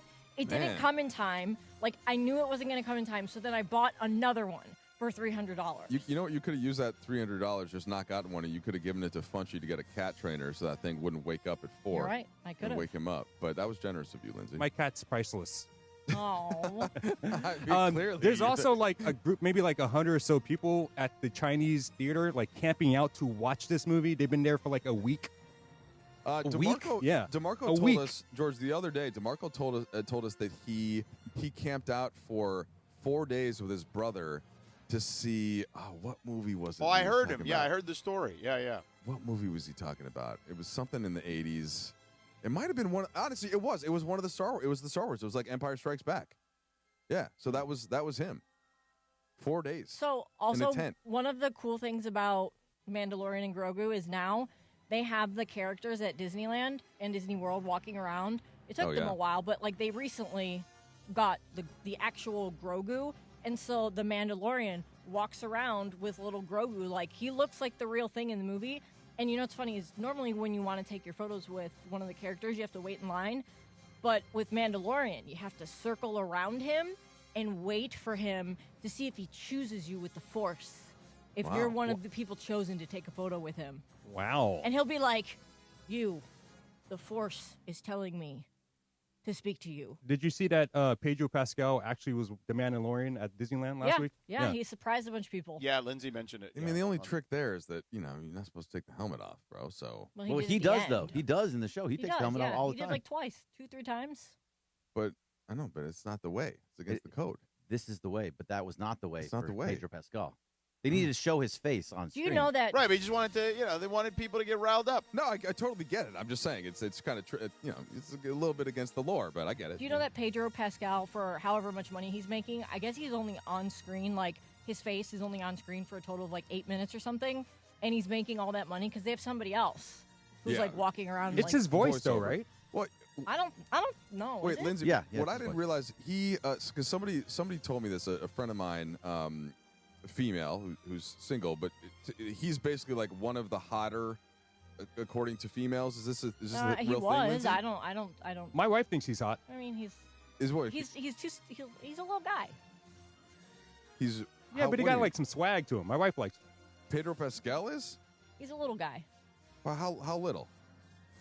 I just don't see. He's not like a big I think he's like 6 feet. hulking dude. He's 5'11". It's not that tall. That's not little. I mean, that's not little. 6 foot and over only. I mean, Pretty average 5'11" height, I would say. 5'11" is above average. See, I'm 5'9", which is like about average, right? It's short relative to the NBA, but 5'11", that's like a, what are you, Greg? 5'10"? 5'10", yeah. So he's 1 inch taller than Greg, 2 inches taller than me. Funchy, what are you, like 6 feet? Yeah, 6'1". Okay. Yeah, 5'11" is not little. I Lindsay. don't mean just his height. I'm just saying in general. He's not like He's diminutive, is what you would say. He's skinny too? I mean, he's not like all these a big guys are hulking skinny. guy. You have to be. You like usually like a big hulking guy. I'm a fan of like. Like Jason What's the guy Momoa. that did the? No, what's his name? What's Cappy's boyfriend name? The guy that Tom was on Brady? the Amazon Prime show. Yeah. No, not Reacher. No. No. I'm more of a Jacob Elordi guy. That's Cappy's Jacob boyfriend. Elordi kind of guy. Well, Jacob Elordi is skinny, but he's just not tall. skinny. He's skinny. No, he's not. Jacob Not- Elordi is skinny. He's Have skinny. you seen him without clothes on in Yeah, Euphoria? I watch Euphoria. Okay. Yeah, he's. Do you? Yeah, Have you been watching this season? it's a little troubling, but like it's entertaining. But have you watched this season? Yes. It's completely off the rails. I don't even know why they made it, but I'm very interested in it. It's parts of it have for sure gone off the rails. I will say the worst character is what they've done with your boy this Oh, year. I know. He's such they a turn little. him into like a wimp. Like Yeah, he's such a exactly. loser. It's like don't take that, Nate. yeah. Well, I hate it. not that he's ever been the He's greatest not been a good guy, but also, But- I mean, he was secretly in love with Jules. Let's be serious. I heard that. Oh, never mind. 100%. Don't get me started on that. I have no clue with what Me you guys too. are saying Me too. right now. Yeah. Greg, I would say that it's probably a harder show to watch if you have a daughter. Oh yeah, no, that's why That's I'm what not people watching. say. Yeah, that's what I've heard. That's what I've heard about that 100% show. The Yeah. exact reason why I'm not watching that show. I have a 14, almost 15-year-old daughter. I'm not watching. Yeah, I get it. Trust me, I get it. I get it. All right, I feel like we talked about this like 2 years ago when this was just an idea in its inception. Have you guys heard about the enhanced games kicking off? No. Okay, so the enhanced games just kicked off in Las Vegas, and the whole point of it is using performance-enhancing drugs. It's an Olympic-style competition, and like I said, it was launched in Las Vegas this week, where athletes are not just allowed to use PEDs, they're actually encouraged to. So they're backed by Peter Thiel and... Teal. Oh, it's spelled T-H. Yeah. Yeah, no, I got you. And you win $1 million if you break a world record in this. So they have like weird things like that you would have in the Olympics, like javelin and shot put and track, all those kind of things. But like you have to either be on some type of steroids or Adderall or something that they consider performance enhancing. Like, you have to be part of that. Do you guys think that, everyone goes back to back to steroid days, baseball was more fun. Do you think that there's any sport ever that, they should allow any type of PEDs? Or just, look the other way? What do you think, George? So, look, I've been a person that has been on an outlier on this. I'm to me, it's all entertainment. So if somebody takes performance-enhancing drugs, it does nothing for me negatively. I'm just whatever, man. Cool. No big deal. You're there for my entertainment? Fine. If Barry Bonds allegedly took PEDs and he hit 73 home runs, I watched it. I was super, excited to watch it. I was excited for him to do all those things. I was excited when I was watching Mark McGwire and Sammy Sosa. Did I probably figure they were on something, allegedly? Sure. Did I care? No. I could not have a further opinion from George on this one, which is uncommon. I feel like I'm aligned often. I think that the while the games and the sports that we love, that we follow, don't matter in the context of world wars, right, or peace throughout humanity and food shortages and natural disasters and all that, I do think that there's a certain agreement that we all make, and whether this is the athletes themselves or those of us that watch, and this is outside of wrestling, which I think at least everybody but kids knows in advance is fake. There's an acceptance that we should all be playing by the same rules. And if somebody is taking a substance that is helping them to be better or stronger or faster or whatever it is, that is by definition unfair, and it changes the results. And that, to me, it then changes all of the kinds of debates that we can have. If we're going to have a debate about who's better, Barry Bonds or Mickey Mantle, and I know that one took steroids, it's tough. It's tough. It kind of ruins it to me. Lance Armstrong is, of course, another example in a completely different sport. So I don't like it. I think this is a ridiculous idea. And the other element I would add to it is that I don't think that doing drugs like that is generally a good health decision for the person that does it, whether short-term or long-term. And I don't think that should be encouraged either. These substances, I think, do have some pretty bad side effects and some long-term effects that are not good for the human body. And I don't think. Oh, sure. I'm not debating that part of it. I'm just telling you that that's their decision. Yeah. I just want to be entertained.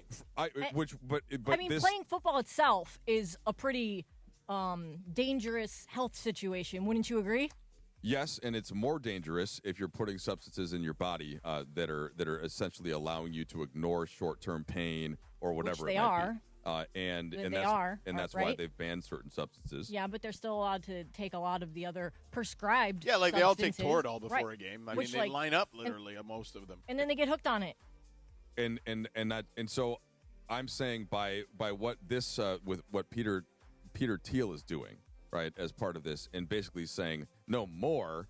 I think that it's making it that much worse. No. So I think these are two separate conversations. Yeah. Do I think the Peter Thiel thing kind of dumb is interesting? No, I don't care. But do I care that athletes take PEDs in professional sports? I'm in the minority. I don't care. I don't care. I think it makes it more interesting. I do. Anybody with me? I don't care. Greg, Funchy? I'm not on an island. I think I'm with Sedano. I think I want to be entertained. I really want to be entertained. So Funchy and his cat are with me. So I'm in the middle of all this.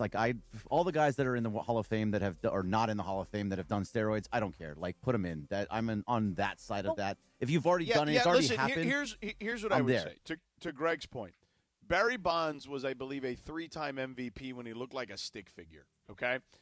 With the Pittsburgh Pirates. Mm. He had a Hall of Fame career even before anyone would have even attempted to think he was on anything. Okay? There are just some – and by the way, baseball particularly is a sport where it felt like when you really look back at it, man, everybody was on something. It wasn't just hitters. It was pitchers too. Yeah. So it just feels like I just feel like we're trying to parse an era, particularly with that sport, that I feel like – is not worth parsing. Yeah, everything in the past is all just let all that stuff go. But move that on. But now, the Olympics, Greg. So if we found out that Usain Bolt, right, was roiding, and this is the world record holder for the fastest sprint, that just sucks. or a swimmer is taking a certain type of drug that allows Like you we to found not out get that tired. Michael Phelps was doing, and that's why they PEDs. test so You know what? seriously in those sports. I Because assume they already there's do, such a fine and line. there's just some drugs and some things that you can do that are ahead of the testing. The other, That's what I think. The other side of it is I'm more on Trudell's side with like these enhanced games and people taking Yeah, all I think these those things. are dumb. Yeah, I don't care wanna about see- this. I don't want to like see this. that. I won't watch a second of it. No, I don't even know. Not like 1 second. where, It where you seems could. stupid. Yeah, I think it's dumb. Like here, do more drugs so that we can be entertained by. Yeah, I don't that. Yeah. And it's not like they're like real like consequences to these games that they're trying to create. Like again, like there are consequences in the scope of sports in the sports that we're discussing. But some made up thing, like I don't need a made up thing. And they're saying if you break a world record, are you really breaking that world record at that Well, point? you don't know what the other people did to break the world records. True, but then like I don't need that knowing that you're doing something to break that record. Yeah. But I remember, like to Trudell's point in the Olympics, like I remember the Ben Johnson, Carl Lewis thing was a huge scandal. Like that was a thing in the 1988 Olympics. Like that was a big deal where Ben Johnson from Canada, ran right past Carl Lewis, and everybody's like, "Whoa, 9.79!" At that time in the 100 meters is like insane. And then we found out shortly thereafter that he was on something, and that I think did change the conversation a little bit.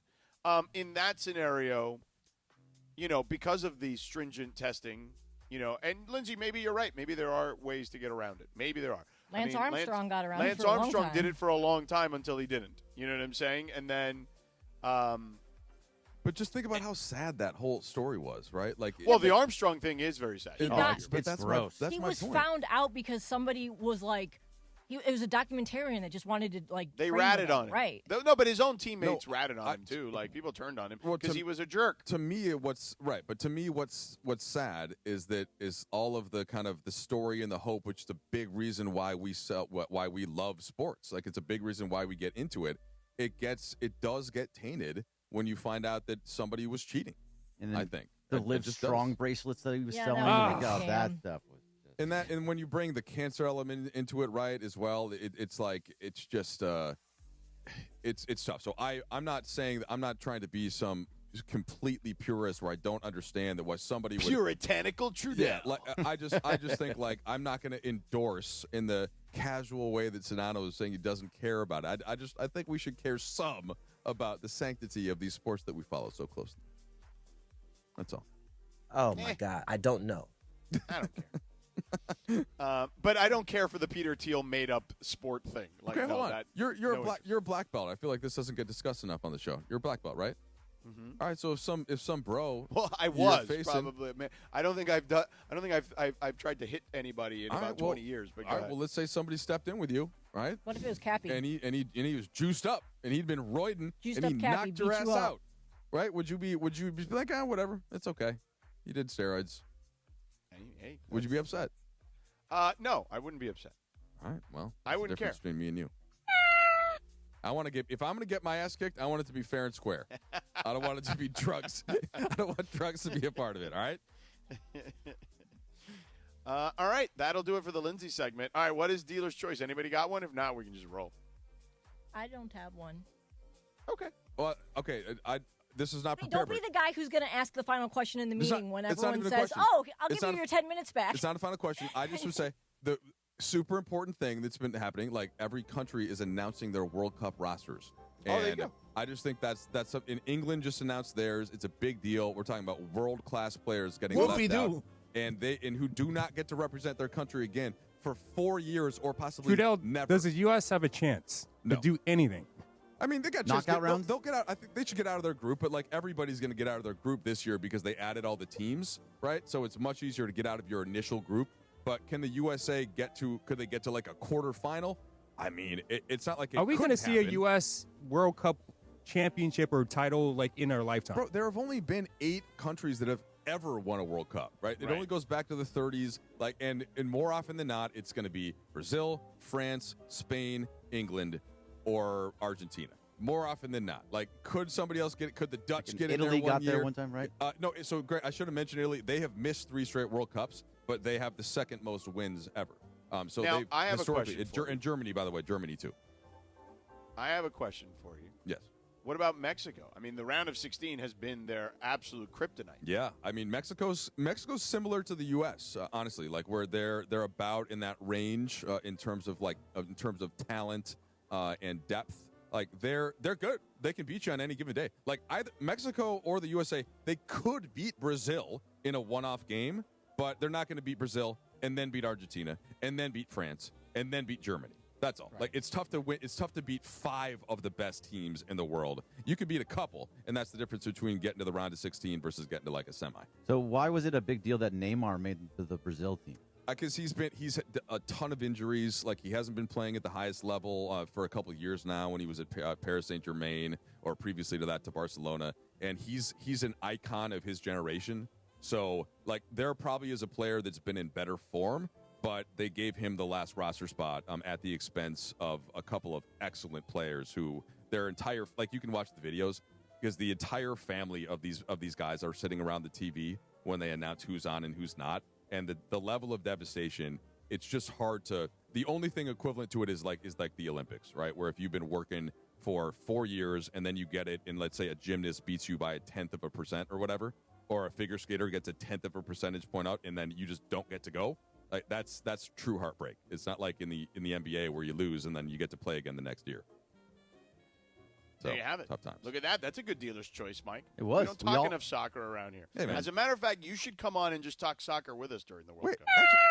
Actually, Greg, can I do like a World Cup show? I don't know if actually now we're doing so much. We have a World Cup show. Right, that's like an offline conversation. You know? Can I be on it? You can ask Mario. It's Mario and Dave Denholm, and you can ask him. Great about it. Dave Denholm. Yes, Voice of LAFC. That makes sense. They can bring you on.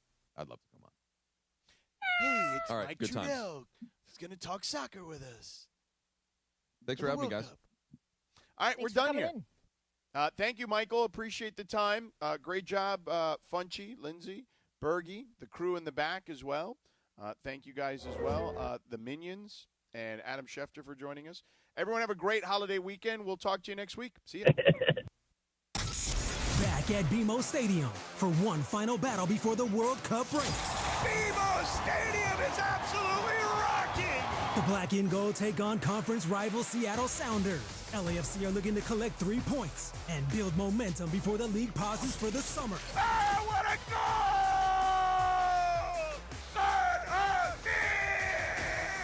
LAFC defend home turf against Seattle.